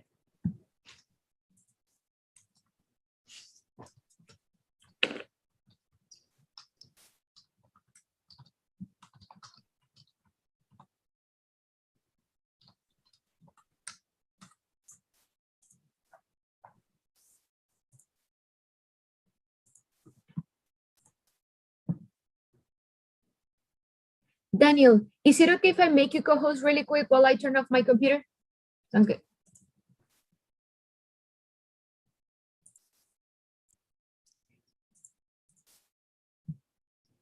Hi, Erica. Hello. So I conferred with the DA on Mr. Hernandez. It looks like the complaining witness has had an active warrant for the last 2 years and they can't reach him. I admittedly have to go over the offense report with my client. This is the first setting, and I will let him know about the complaining witness and the warrant, and he's also pending a case in the felony court to see how he wants to proceed. So if I can get a 2 to 3 week reset, I can go over that with him, let him know his options, and then see if he wants to set this for trial or if he, what he wants to do. Okay, we can do March 28th. You may have drug court that day. March 28th. I want to say it's okay because I'm supposed to be moving next week. Okay, 3/28 it is. Let's do 28. Okay. That's what my meeting was for yesterday with my boss, is that they're moving me on Monday to the felony Judge Mesa's court. So I'm going to be doing the felony cases there. And so Rebecca Brent will be starting on Monday, and then I'll be shadowing her that week. But I think, well, I'd only be training her, I think, for about a week, and then I'll be in the felony court. So she's going to be in drug court then. She's going to take over all of your cases? Yes. Okay. Okay. That's good. Congratulations, Erica. Yeah, congrats. And for Trevor Norman? Oh, is she gone? I think so. That or she's frozen. Yeah.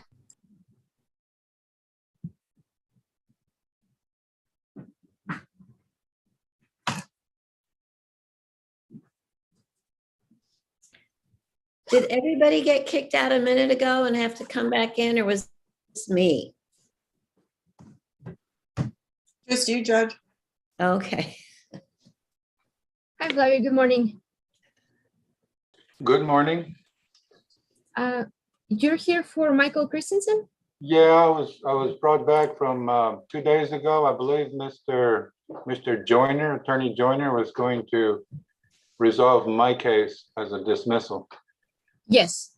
Yes, that's what happened. Okay, thank you then. Yeah, no problem. You have a good one. Bye-bye. Bye-bye.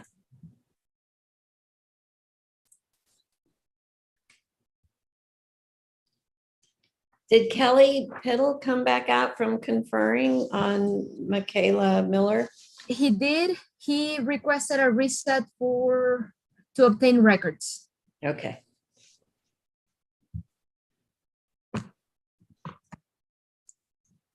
So did Trayvon Norman get recalled or? I don't know right now. I was gonna check with Erica. Oh, She froze. Erica's back. I'm back now. There you go. Asking about Trayvon Norman. Yes, I'm not able to reach him. Okay. Not Do you sure want how to reset that one for next week, Tuesday or Thursday? If the court would be so generous, yes. Okay. Okay. Which day is best for you? Tuesday or Thursday? Tuesday's fine. The 8th, Tuesday right? it is. Yes. Okay. And I do want to apologize, Judge. This week has just been crazy because I've had this training scheduled Wednesday, Thursday, Friday. So all my cases were pushed to Tuesday because I had drug court on Monday. So it was just an abundance of cases for one day for the whole week. Yeah, you had a lot on your plate. It's okay. You saw it through. You're good. And so are we okay on Isaac Hernandez? What day did we decide? Because March 28th was not going to work because it's drug court. Okay. The 29th is okay? That's fine.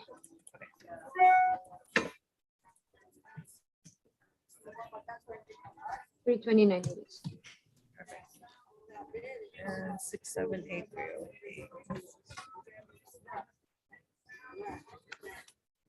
All right. Are we good then? Yes. Yes, all good. 38. All right.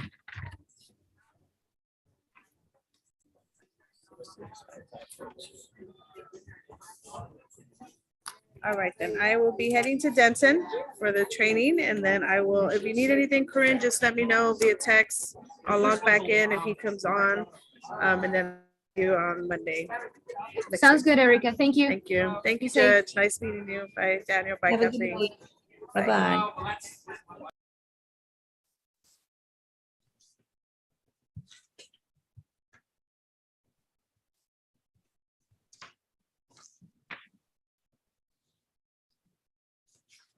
So really, we're just waiting on Wayne Young and Greg Demare.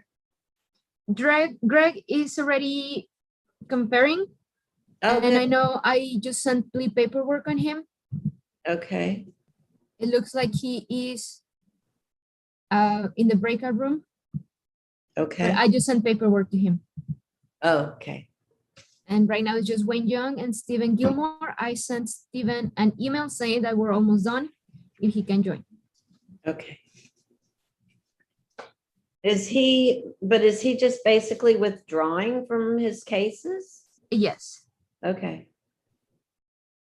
And did he submit the motions? Yes, he did. They are still not accepted through e-file, but he sent me the not file stamp copies, and I just send them to you via Adobe Sign. Okay.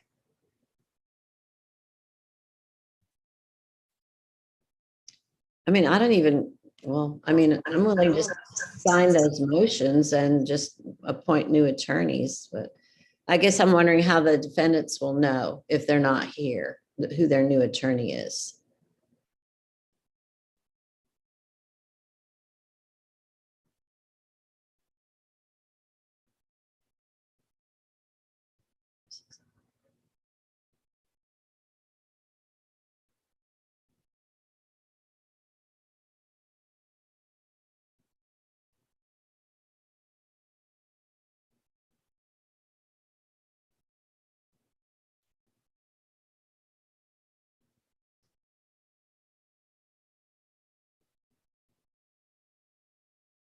I noticed I was muted on both computers. Yes, Dustin Gibbons is in the waiting, both of them are in the waiting room. One of them was having connectivity issues. I think I'm gonna reset them for Tuesday or Thursday next week for both defendants to appear. Okay. I'm gonna appoint someone. Sounds good. Okay. Let me log out of one Zoom.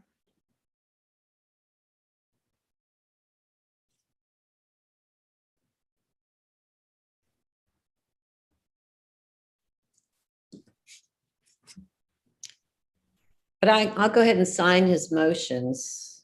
Okay, I Okay, will let Steven know. okay.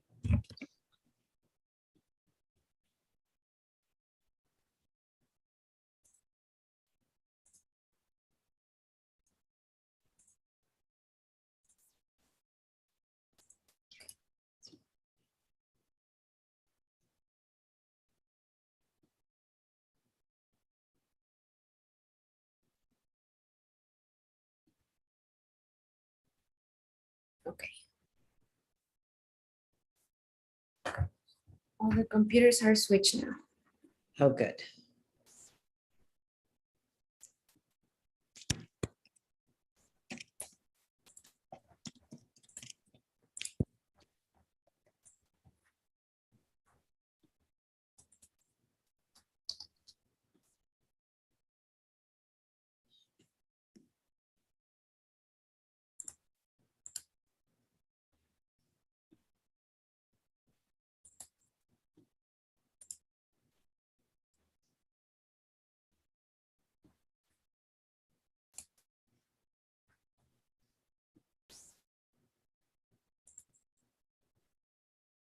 I have someone here by the name of Trey Bars. I'm gonna ask you to unmute. Can you hear me? Yes, I can hear you. Hi, what is your name? Trevon Norman. Ah, okay. Give me Okay. one moment. Okay. Let me call Erica. Okay.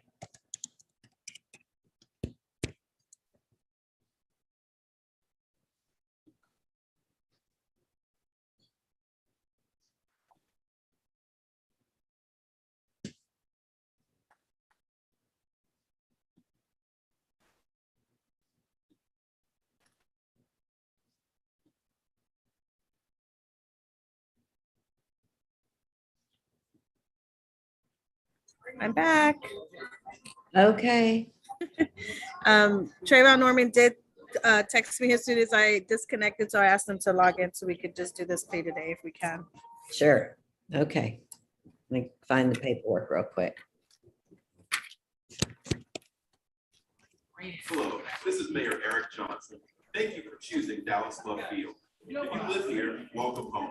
And if you're visiting, we hope you have a great flight and we'll see you again soon.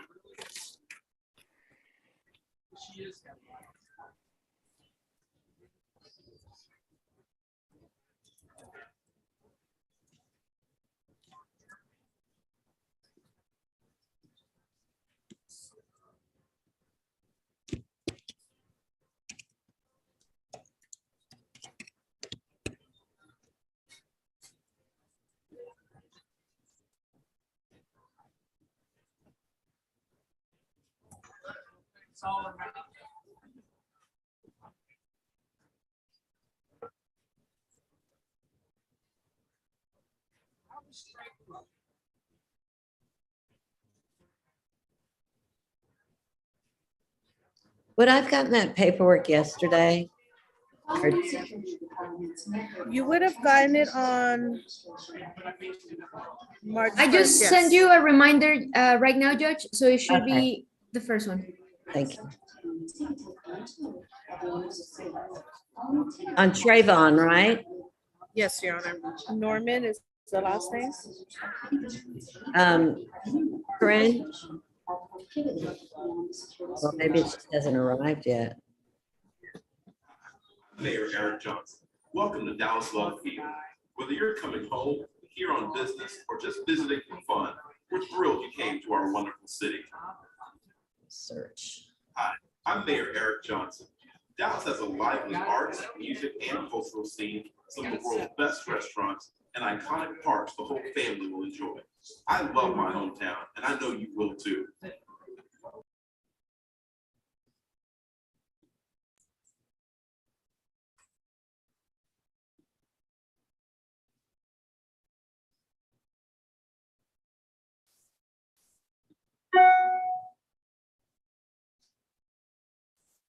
All right, is everybody ready to proceed on Trayvon Norman? Yes, Your Honor. Okay. That's gone on the record in cause number 665542, the state of Texas versus Trayvon Norman. Can I have the attorneys identify themselves for the record, please? Erica Dominguez for the Public Defender's Office. I don't think I see a DA in here. Let me bring Daniel back. He Okay. joined the room. This is Kathleen's. But Let me text him as well.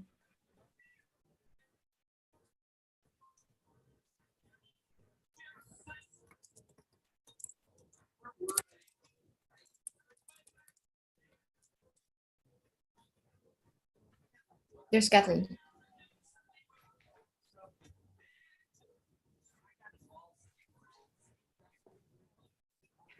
Is everyone here or what? Kathleen or?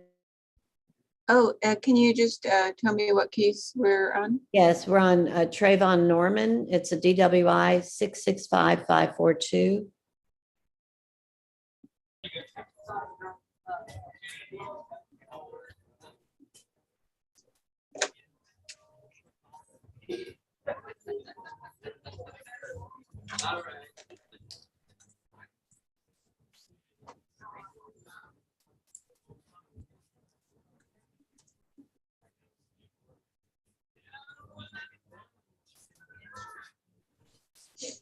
Oh, okay, yes, I'm ready. And I think the paperwork had already been previously submitted.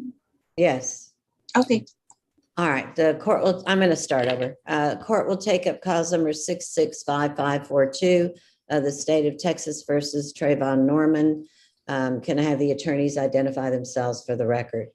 Kathleen Arceo Garza for the state of Texas. Erica Dominguez from the Public Defender's Office. All right, and Mr. Norman, can you hear the proceedings?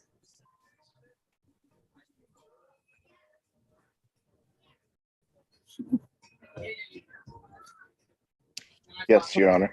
All right. And Your Honor, is it possible for Mr. Norman to turn on his video? Yes, please.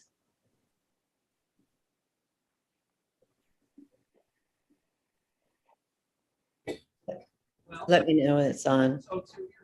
Yes, it's on. Thank you. All right. The first document I have before me is the defendant's consent to plea by video conference, and it's signed by Mr. Norman and his attorney, Ms. Dominguez. So that indicates to the court that there's no objection to proceeding on Zoom to do the plea. Is that correct? Correct, Your Honor. Thank you. All right, Mr. Norman, you stand charged by way of information.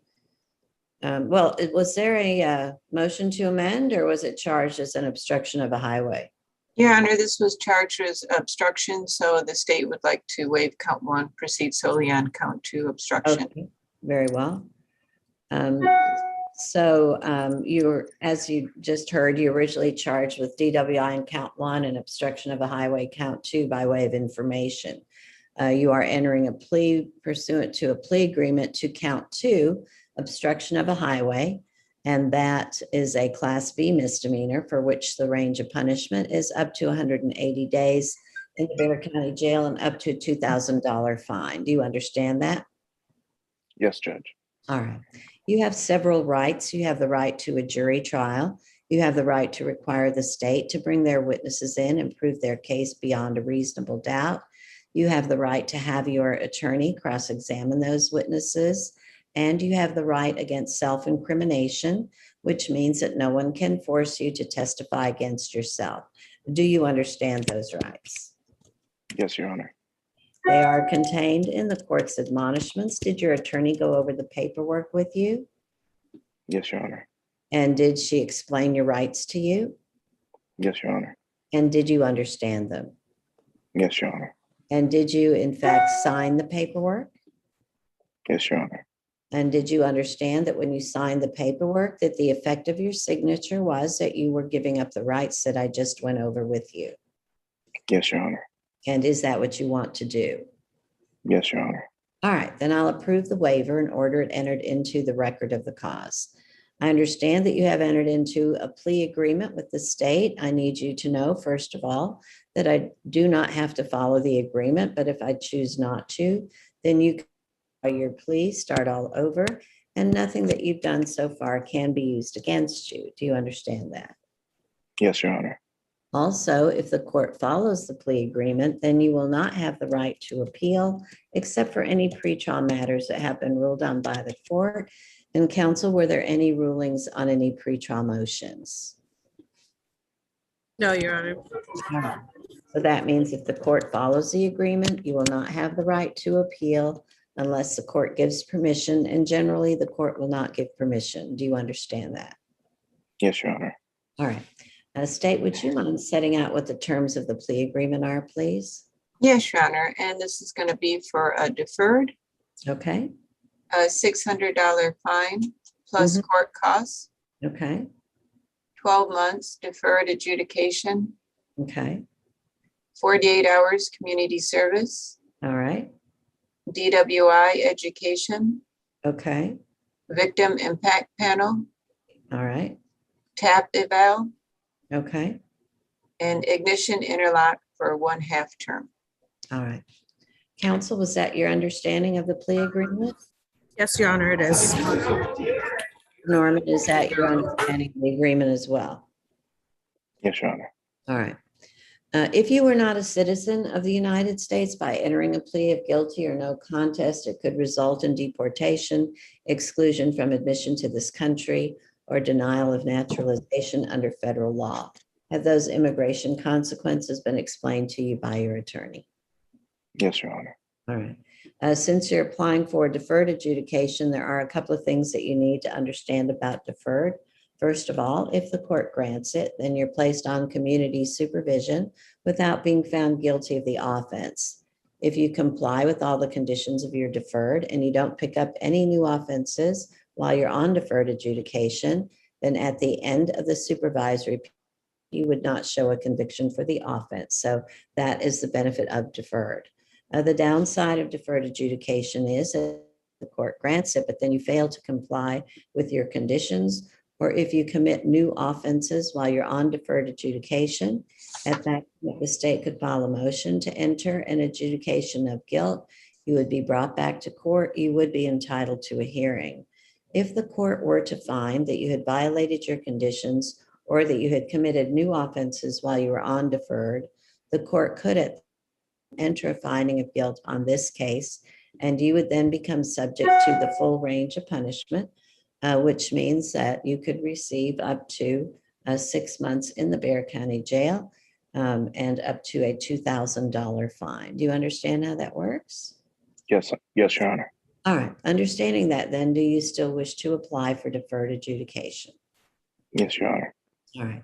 Counsel, has your client been able to consult with you and assist you in his defense? Yes, Your Honor. In your opinion, does he have a factual as well as rational understanding of the charge and the proceedings against him? Yes, Your Honor. In your opinion, is he mentally competent to waive his rights and to enter a plea at this time? Yes, Your Honor. All right. In that case, Mr. Norman, to the charge of obstruction of a highway, how do you plead? Guilty.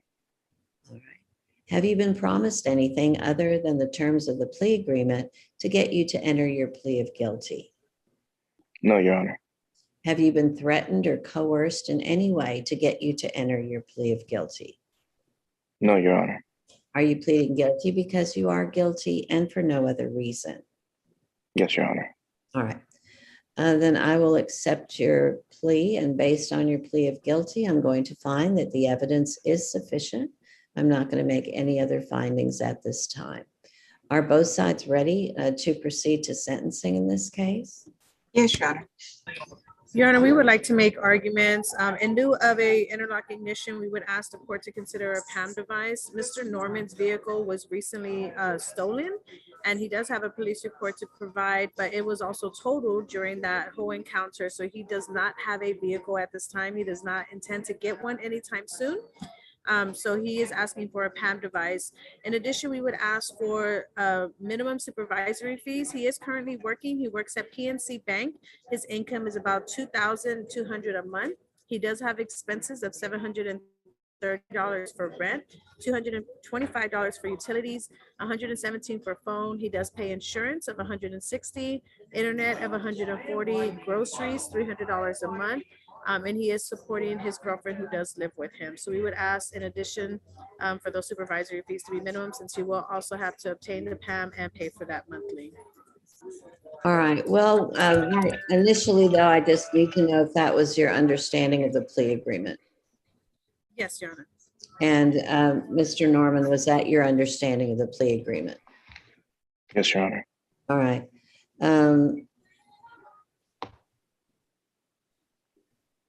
Okay.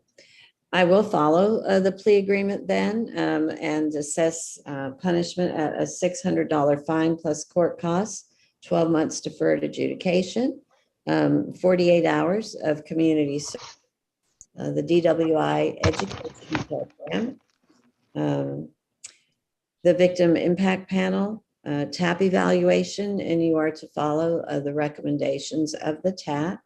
I will allow you to get that personal monitoring device instead of ignition interlock, with the understanding though that if you do get a vehicle that you notify probation so that we can switch it back over to ignition interlock.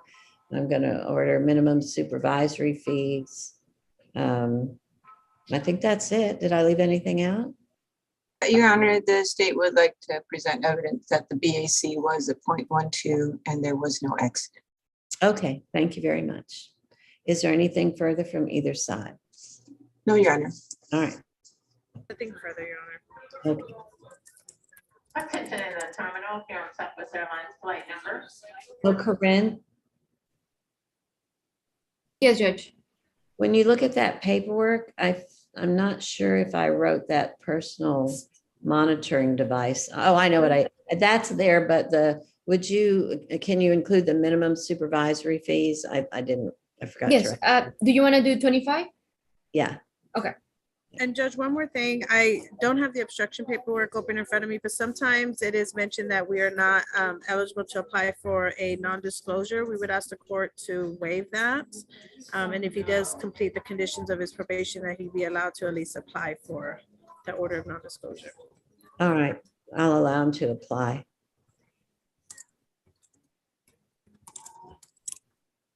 All right. Anything else? Nothing further, Your Honor. Thank you for your time. You're welcome. Have a good day. Did you want probation to go over conditions now or for Mr. Norman to report to probation in person? Good question. Corinne, do you know? Is probation just going to call him or should he wait to get in a breakout room? Probation is going to get in contact with them. Okay. Okay, Mr. Norman, if you don't hear from probation in about a week, please reach out to me, okay? Yes, I Coming will. week. Thank you. Yes, ma'am. All May right. we be excused? Yes, you may. Have a good day. Thank you, Judge. Thank you. You're welcome. Thank you. You're welcome. Hi, Mr. Young. Good morning. Good morning. I'm totally confused. I recognize the name and I see my client on there, but I can't find a file or an appointment on this case. Let me see. But my client is on there. Marisha Lachey Wilson. I see that she's online. She appears to be in jail, but I can't find a file on this judge. And I'm totally confused. Okay, well.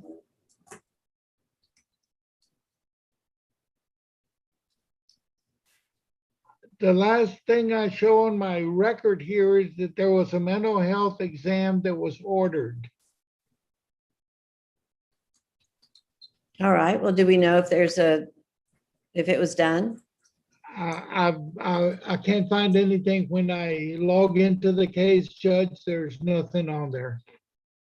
But I know she's online right now. All right. Well, what do you want to do, Wayne? Well, Judge. You want to contact the court to see if that evaluation has been complete? Yes, Judge. And can we just reset it? Well, I mean, hate to have her sitting there in jail if Well, why don't you make that phone call and see if you can find out if the eval is at least either in the works or whether it's been done. Okay, and that's calling, who do I need to call on that, Judge? I'm totally at a loss. Corinne, who does the mental health evaluations, or does he call down to Carruthers, or who does he call? Let me see. It'll be with Carruthers. Actually, it shows him here the flashing thing that the mental health was completed. Okay. And Carruthers would have the results. He would have the report. So you need to check down there with that court, Wayne, and then report back. Okay, Your Honor, and can my client, well, I don't know what to tell my client. Well, do you want to get in a breakout room with Let me talk to my client first to find out what she wants to do, and then we'll go from there, Judge. Okay. Thank you, Your Honor. Welcome. One moment, I'll be right back.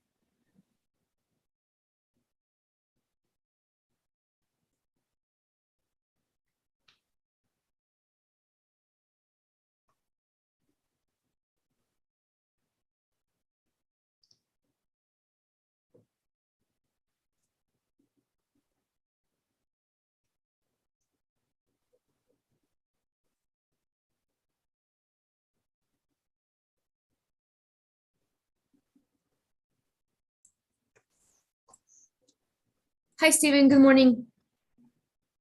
Hey, Corinne, how's it going? Doing good. How are you today? Oh, a little spread a little thin, but I'm figuring it out. I know. We're almost. I know you submitted the motions to withdraw. Yes. I already sent them to Judge Her. I've actually signed them, so they should be back with you already. Okay, and so if you have the names and new dates, I can let the clients know and help kind of put them in context so that the transition to new council is easier. Yeah, that's a good idea. Yes. I don't have a counsel yet for them. Okay. I know Dustin is here. Okay. I don't have any more attorneys left today. I can reset them both for Tuesday, the 8th, so they can appear both of them via Zoom, and then I can appoint someone to them, and Okay. so they can exchange contact information. Could you put them on the 15th? That's what we did with the one from yesterday. So we said, So I can yes. just come back on all one day because I don't want to leave any of these people hanging. Yes, I can do the 15 as well. All right, I'll let them know if you can put me in a. I think that my iPhone is Christopher Whitehead. He's telling me he can't connect to audio, but Yes. I see Mr. Givens there. So if you can put me in a room with them, I'll let them Will do. know the new date and come back with them so they can get the new attorney. Perfect. Thank you so much, Steven. Thank you. I appreciate y'all. Have a good night.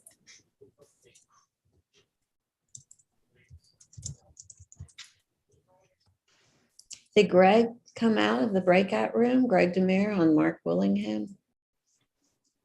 Is that a plea? Yes, that's gonna be a JSAT. And Actually, so we were conferring again regarding perhaps a better outcome for the defendant. Daniel, do you know if, because I think we did an amended offer, and then I think he was talking with his client about that. Greg is talking with his client. Okay.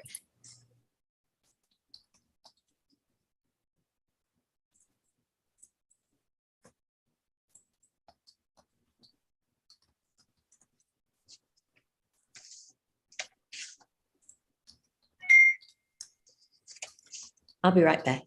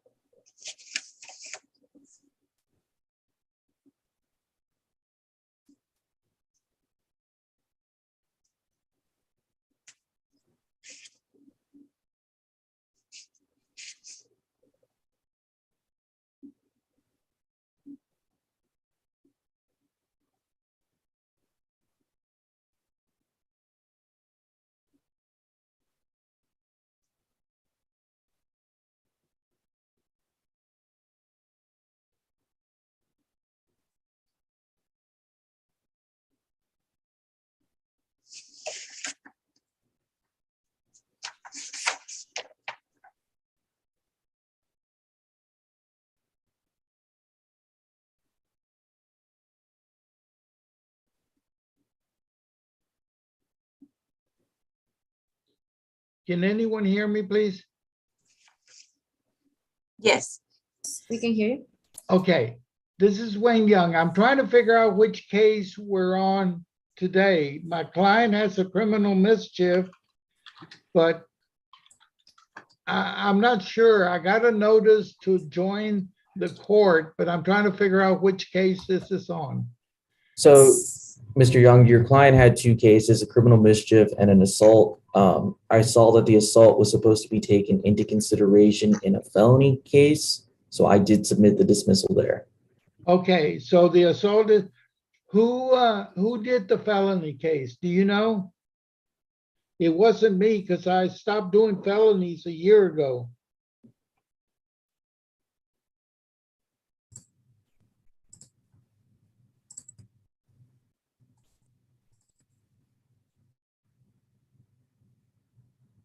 It looks like it's Patrick Lamas. Patrick? Lamas, and it looks like the case was supposed to be rejected, but they never submitted the rejection paperwork. So I dismissed the case.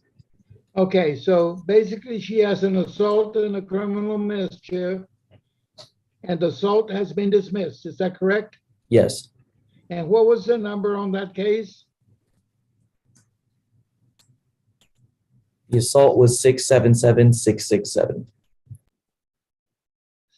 677? 667. 667. And was I appointed on that assault?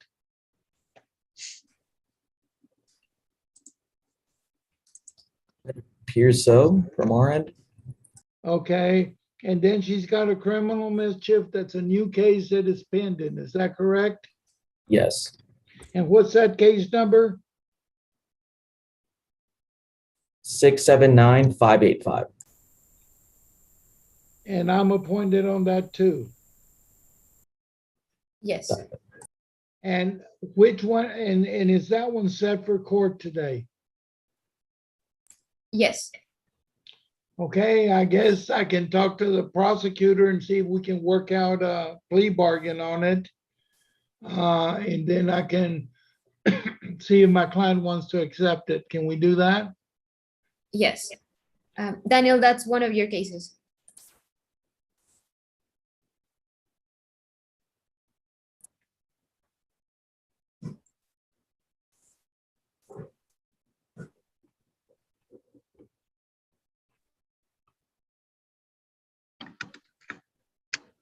Chris, are you there? Yes, ma'am. Okay. Your attorney was just here. I know you were having connectivity issues. Yes, ma'am. I'm trying to join now. Oh, okay, Wayne. Thank you. Okay, Chris. Yes. We reset your case for March 15. I need you to be present that day, and please try to connect to audio whenever you log in. Okay? Yes, ma'am. I just figured it out just now. Yes. March 15. Okay. I know Mr. Gilmore is gonna be in contact with you. I know we're gonna have to reappoint a new attorney to you, so just please be here on the 15th. Okay? Is that a Monday or a Tuesday? Let me see. It's going to be a Tuesday. Tuesday, perfect. I'm off for that day. That's perfect. Yes, ma'am. What Perfect. time? Try to log in at 9 a.m. So Okay, awesome. I can already appoint someone to you, and so So because am I gonna have the same appointed attorney lawyer or a new one? you're gonna have a new one. Oh, okay. Yeah, so try to log in at 9, so that gives us time for you already be here. And if an attorney that does appointments, they can maybe just accept your case. Quick That'll give you question. more Do you time. know what happened? Do you know what happened to my last attorney? No, he's gonna be present that day. He's just he's not gonna be able to take the case anymore. That's the thing. Oh, okay. Okay. He Yes. has a different job opportunity now, so that's why. Got it. Yes, ma'am. All right. Well, thank you so much. Yes, ma'am. See you the 15th then. Have a good one. Yes, ma'am. Bye.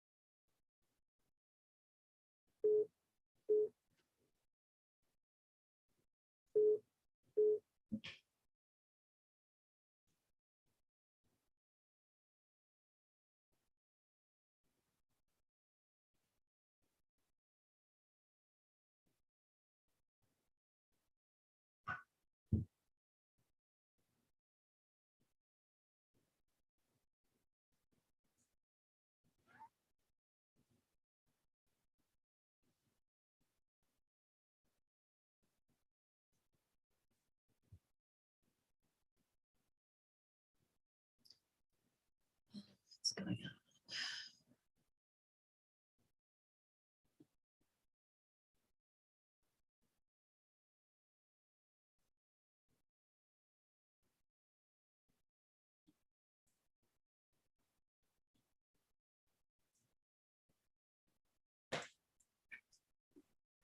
Judge, right now, Mr. Wayne Yes, is talking with Daniel, okay, and Greg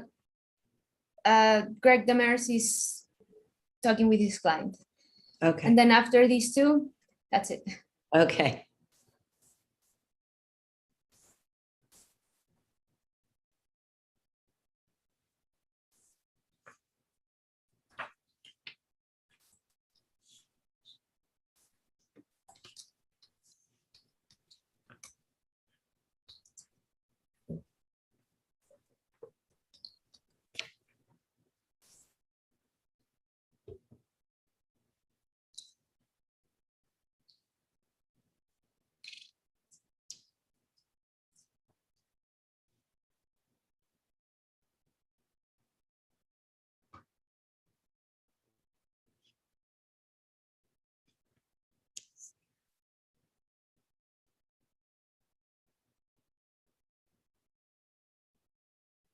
Hmm.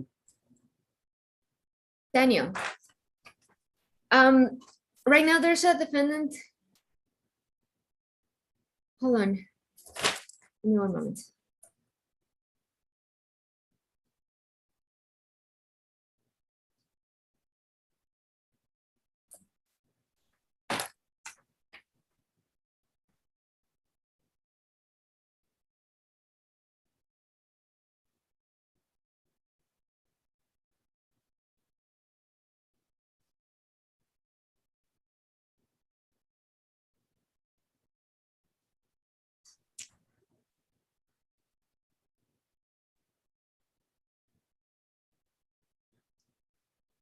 Hmm.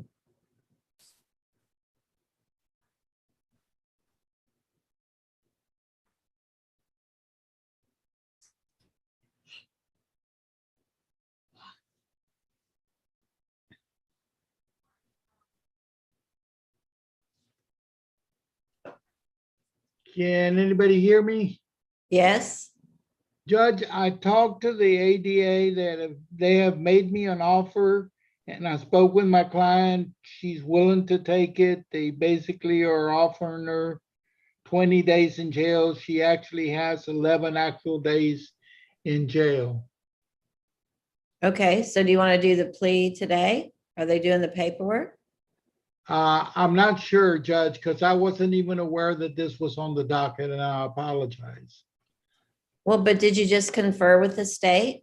I just conferred with the state, and they offered basically 20 days at the Bexar County Jail, and she has actually 11 actual days in All right, jail. well, counsel, I don't really want to know the details of the offer right now, but I am, what I'm trying to ascertain is whether or not you all have reached an agreement, whether you indicated to the state that you're taking the deal, or are you still thinking about the deal, or what is your, I guess I need to let the state know that we're going to take that offer, Judge. who were you conferring with? It was me, Your Honor. Okay, I've heard what he's been saying. okay, Corinne, if you could prepare the plea paperwork then. Will do. all right, thank you. Also, Thank you, Daniel, right now, Judge Stohansky asked me if the state has any objection on reducing the bond on a county court 5 case. The case number is 675-221.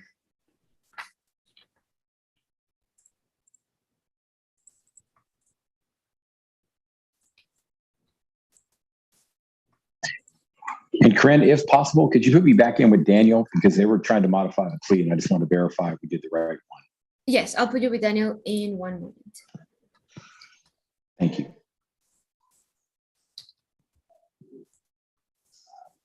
Good morning, Judge, by the way. How are you doing, ma'am? I'm good, thank you. How are you? I'm well. Busy. I apologize. I'll get this. Not a problem.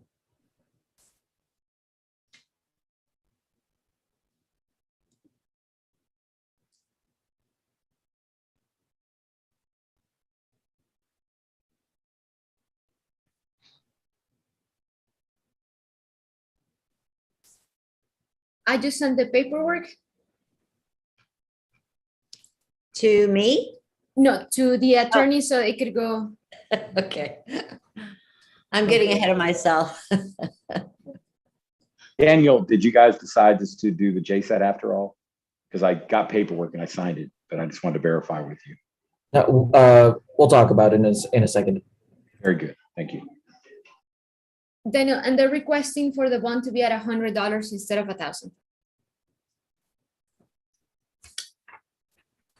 You know, I'm just a little confused on that one. Because why are they asking us for a county court 5 case? Yes, Judge Stohensky just gave me the paper with notes. Wow, weird. All right, I haven't really had a chance to look into that yet, so give me one moment.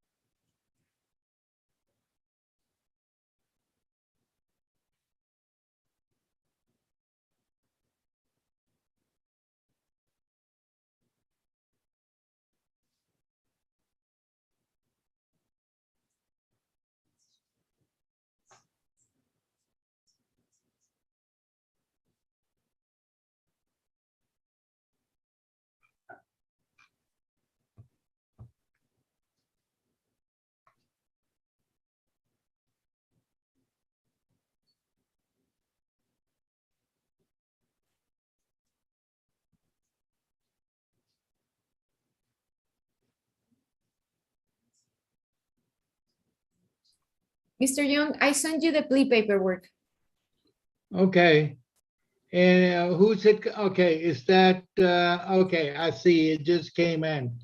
Let me get to it and sign it, okay? Okay, thank you. Thank you.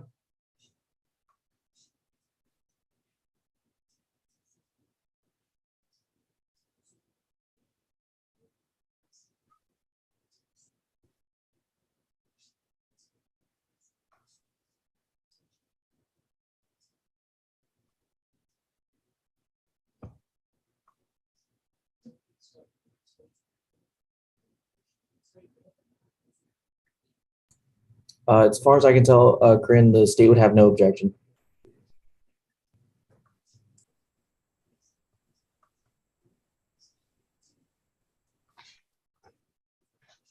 Do you want me to put you in a breakout room with Greg? I beg your pardon? No, I was talking to Dan. Okay, sorry. I'm trying to I find. believe so. Yep. Daniel, you can rejoin your breakout room, please. Thank you.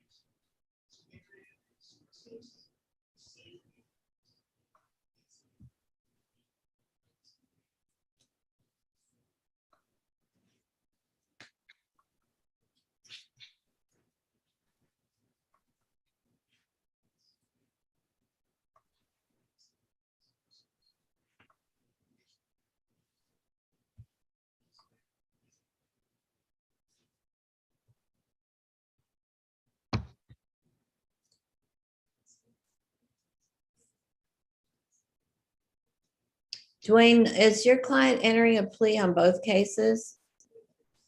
I believe it's just on one, Judge. I think one of them's already been dismissed. She's got two cases, the criminal, the assault, I was informed has been dismissed. That's Okay. 677-667. Okay, Gonna thank- enter a plea on the criminal mischief. okay, great. But I'm having trouble with my computer, Judge. I can't get the paperwork open, but I'm trying, Judge. Okay.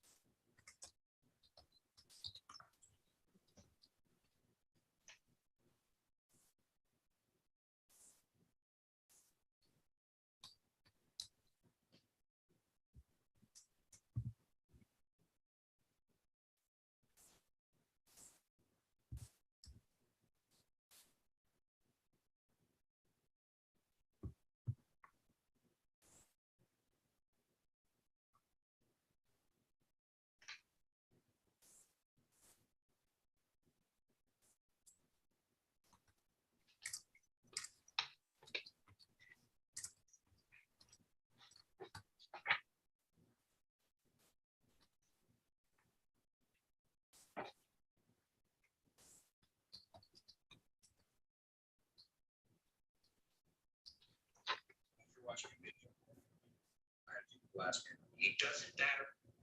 So anyway.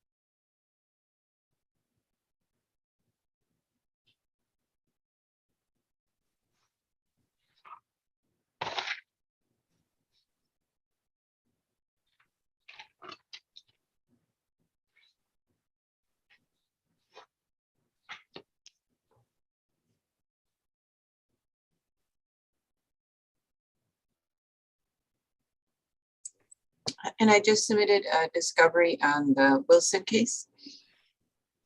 Okay.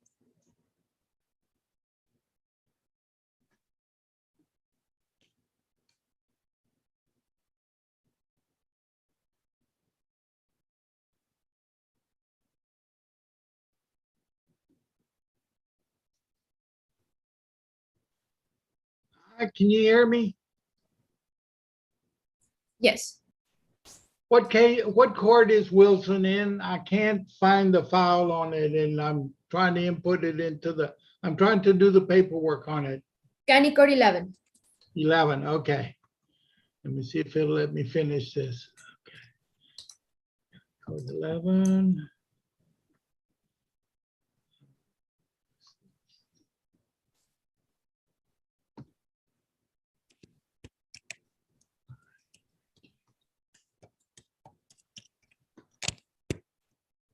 Okay. Working on it. Sign defendant signatures next.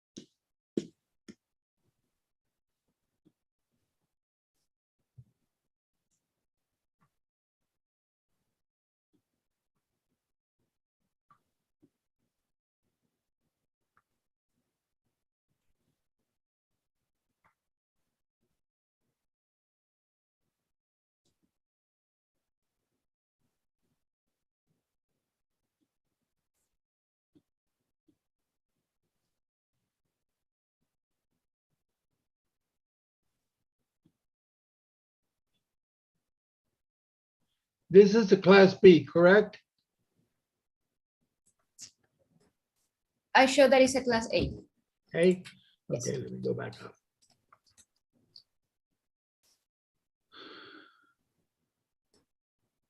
Okay, Class A.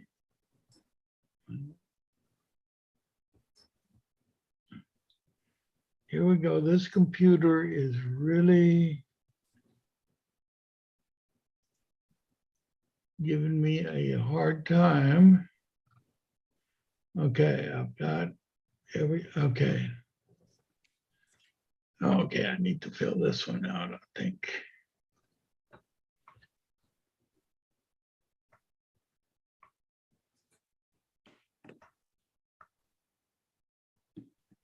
Click to sign.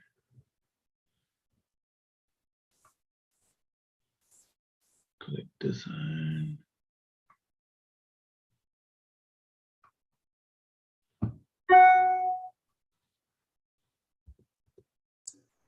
Somebody's at the door. I'll be right back.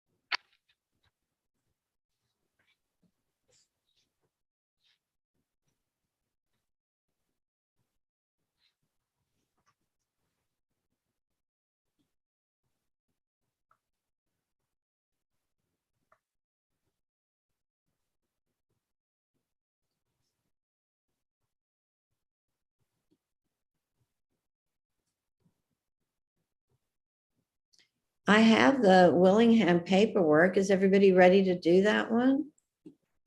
They're still in the waiting. Actually, they're coming back. Oh, okay.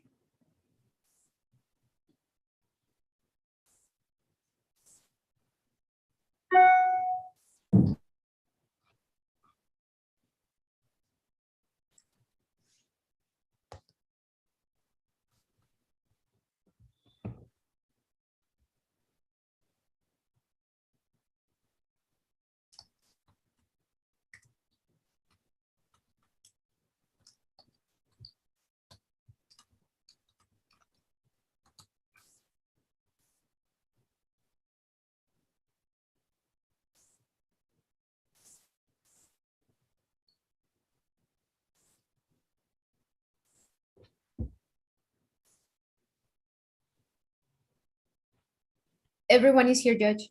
Okay, great.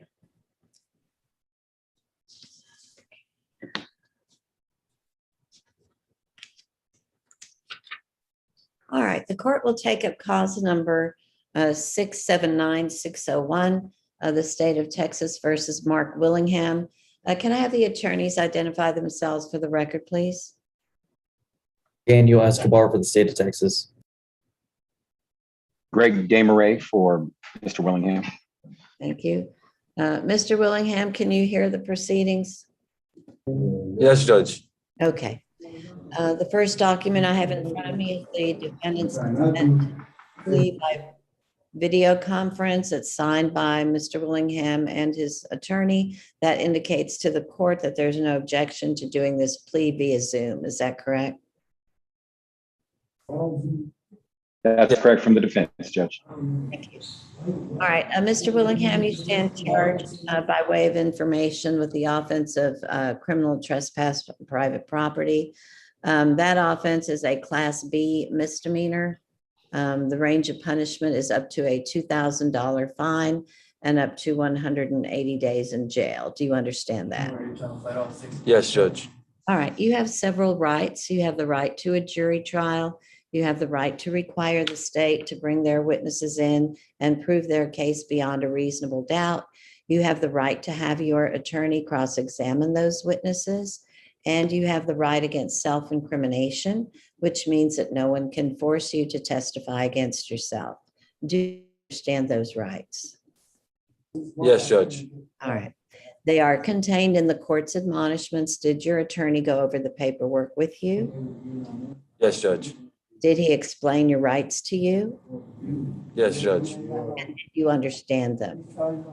Yes, Judge. Did you in fact sign the paperwork? Yes, Judge. And did you understand that when you signed the paperwork, that the effect of your signature was that you were giving up the rights that I just went over with you? Yes, Judge. And is that what you want to do? Yes, Judge. All right, then I'll approve the waiver and order it entered into the record of the cause. I understand that you have entered into a plea agreement with the state. I need you to know, first of all, that the court is not required to follow the agreement. But if the court chooses not to, then you can withdraw your plea, start all over, and nothing that you've done so far can be used against you. Do you understand that?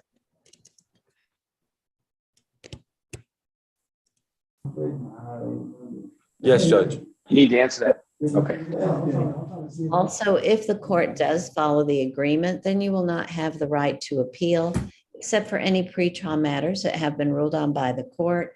And counsel, were there any rulings on any pretrial motions? No, Your Honor. All right. So that means if the court follows the agreement, you will not have the right to appeal unless the court gives permission, but generally the court will not give permission. Do you understand that? Yes, Judge. All right. State, would you mind setting out what the terms of the plea agreement are? Yes, Judge. It's going to be a $0 fine, court costs, 30 days in the Bexar County Jail, Okay. credit for time served, time and money to run concurrently. All right. And Judge, we would ask, so this case did arise from a criminal trespass warning at a specific location. As far as we're aware, that criminal trespass warning is still in effect, so we'd ask that the defendant is admonished to not go back to 319 Mm-hmm. Tidewind Street. Say that again.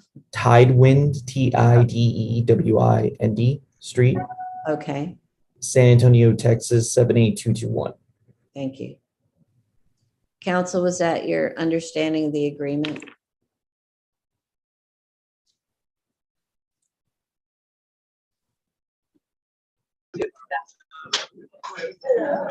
Counsel?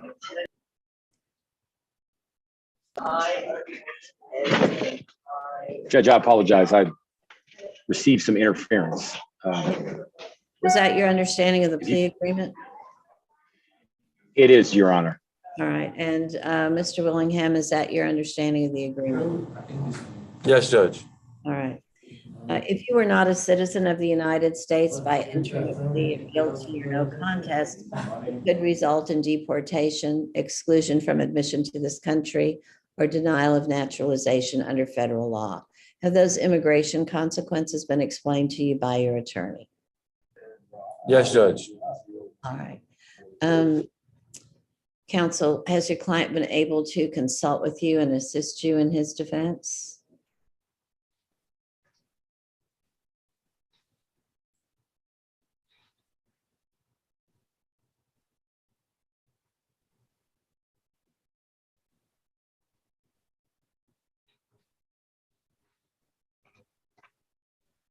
Counsel?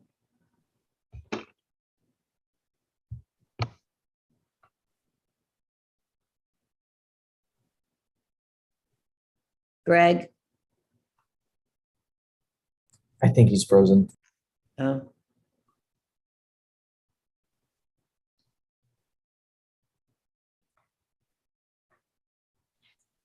He Was looked it- off. I'm sure he's gonna come back. All right, was this a judgment sat? Or no? No, Your Honor. My understanding is that he only has 12 days in the Bexar County Jail. Okay.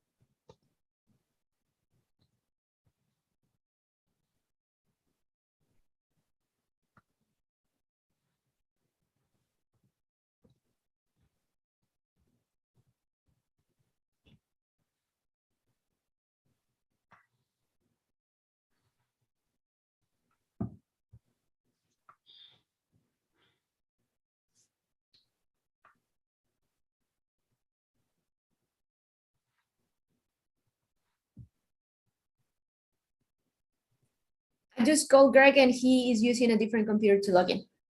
Okay, thank you.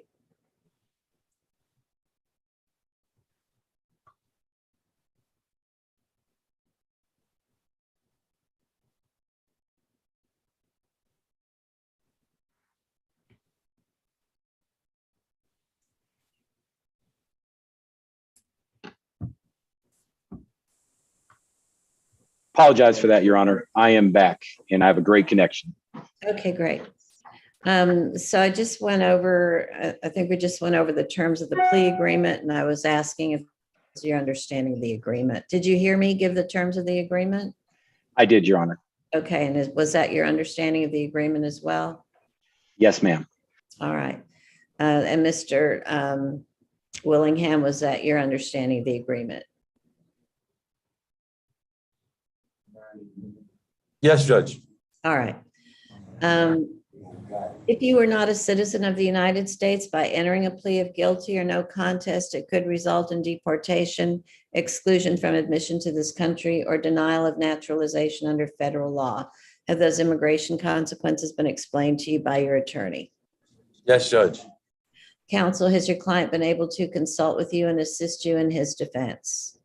He has, Your Honor. In your opinion, does he have a factual as well as rational understanding of the charge and the proceedings against him? Yes, ma'am. In your opinion, is he mentally competent to waive his rights and to enter a plea at this time? I believe he is mentally competent, Judge. All right. In that case, Mr. Willingham, to the charge of criminal trespass on private property, how do you plead? No contest. Have you been promised anything other than the terms of the plea agreement to get you to enter your no contest plea? No, Judge. Have you been threatened or coerced in any way to get you to enter your plea? No, Judge. Are you pleading no contest because after conferring with your attorney, you that it's in your best interest to do so? No, Judge. Okay, so the final question is, are you pleading no contest because after discussing it with your attorney, you decided that it's in your best interest to enter this plea? Yes, yes, Judge. All right, then I'll accept your no contest plea. Based on your plea, I'm going to find that the evidence is sufficient, and I'm going to enter a finding of guilt in this case. Are both sides ready to proceed to sentencing? Yes, Judge. Defense is ready, Judge. All right. I will follow the plea agreement in this case and assess punishment at a 0 fine plus court costs, 30 days in the Bexar County Jail. You'll be given credit for any time that you've already served. Time and money will run concurrent. I'm also going to remind you and admonish you that there is still a no trespass order with regard to 319 Tidewind, San Antonio, Texas, 78221. Are you aware of that, Mr. Willingham? You have to verbally say it, Mark. Yes, Judge. All right, so do you mind explaining to the court why it is that you want to go on that property? It's the address of my mom. I was just going to, really just to talk to her, and I couldn't remember at the time what I was going to talk to her about, but it was not to, harm anybody or to cause any problems for anyone there. Okay, well, all I can say is there must have been something that has occurred in the past that has given rise to a criminal trespass warning. I'm sure you are probably aware of what those facts are. I don't need to particularly know them, but there is a criminal trespass warning there. So it's not going to be sufficient to say, well, I was just going there to talk to them. I wasn't going to cause any trouble. Those days are over. Whatever has happened, and you are bound by this criminal trespass warning. So don't go there. Okay? Yes, ma'am. Yes, Judge. All right, very well. Is there anything further from either side? Nothing from the state, Your Honor. Okay, Nothing for the defense, Judge. Thank you, ma'am. good. You're excused. Thank you, ma'am. Good luck, Mark. All right. Thank you, sir. Daniel. Thank you for your help. You're welcome. Thank you. All right. Bye. Bye-bye. Thank you. All righty. Mr. Young, do you need help completing the paperwork? I'm trying to, it keeps, yeah, I do need help because apparently Okay. it's not. Let me go into a breakout room with you so I can, you can share your screen and I can see what's going on, okay? Okay. One moment. Daniel, if you hear me, you're the co-host just in case I freeze coming back. I got you, Corinne. Thank you.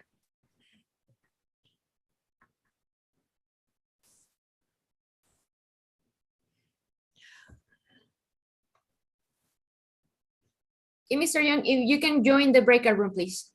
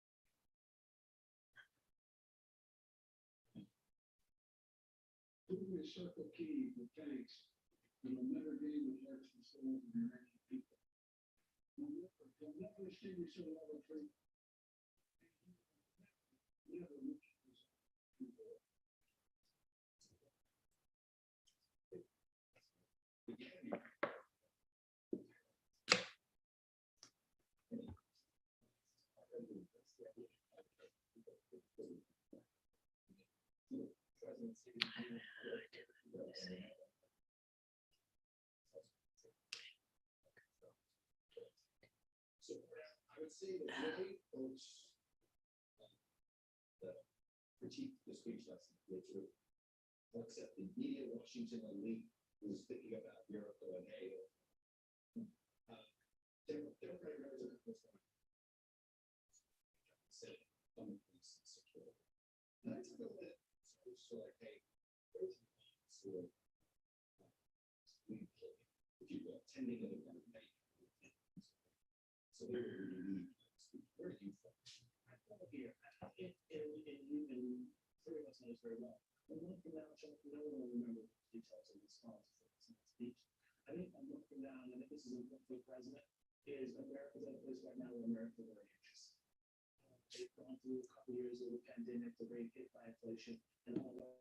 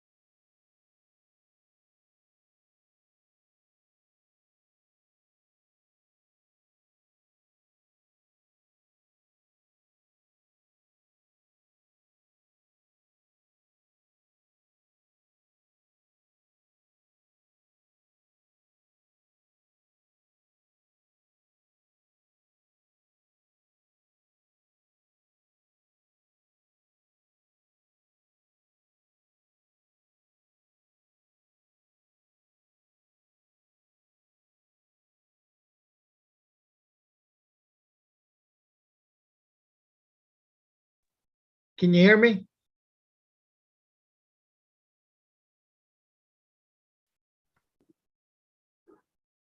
Yes, we can hear you, Mr. Young.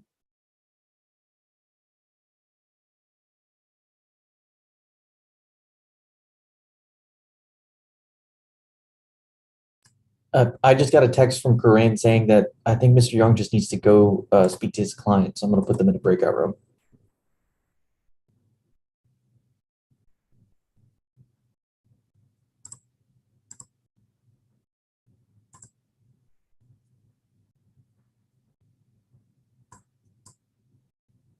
You should be good, Mr. Young. I just put you in the breakout room with your client.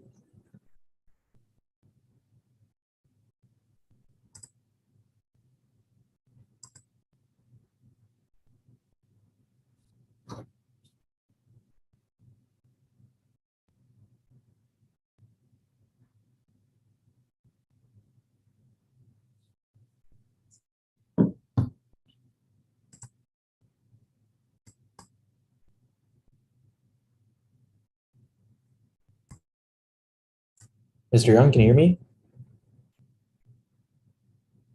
Okay, can you hear me? Yeah, now I can. Okay, what do I need to do now? I It should hit join breakout room. join breakout room.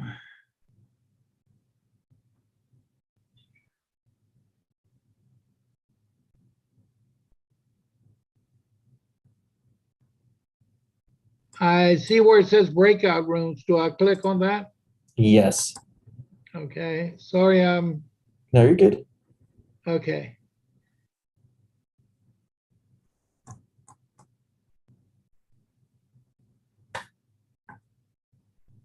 You've been assigned to breakout room 5.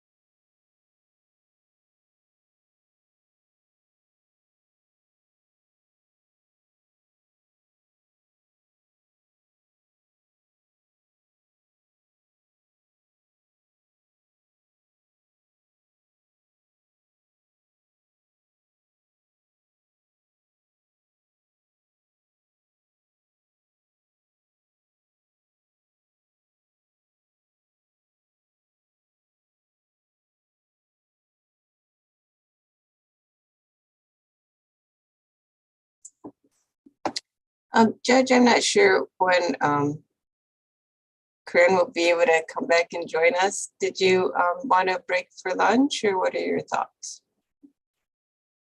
Oh, Judge, I think you're muted. Can you hear me? Yes. Yes, we can hear you. Okay, I spoke to my client. She's accepted the plea bargain that they're offering, which is 20. I don't need to know what it is Okay. right now. But aren't you doing the paperwork already? Well, I think I did it, but that's where I'm having problems, Judge. My computer has been all messed up. Let me go back. I thought I had signed all of it. Kathleen, will you see if we can put it on tomorrow morning's docket? Oh, Corinne's back. Oh, Corinne. Let's see her.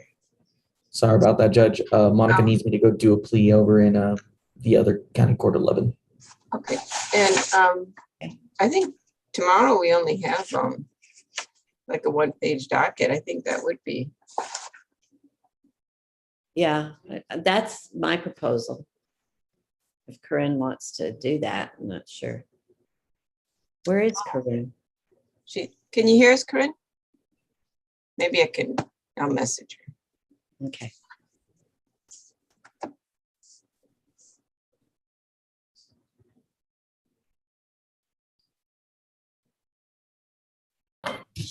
Can you hear me? Oh, yes, now we can hear you. Perfect. Okay, let me.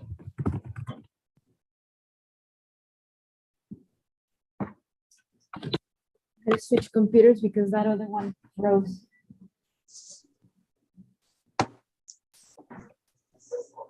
I believe I signed off on all the paperwork.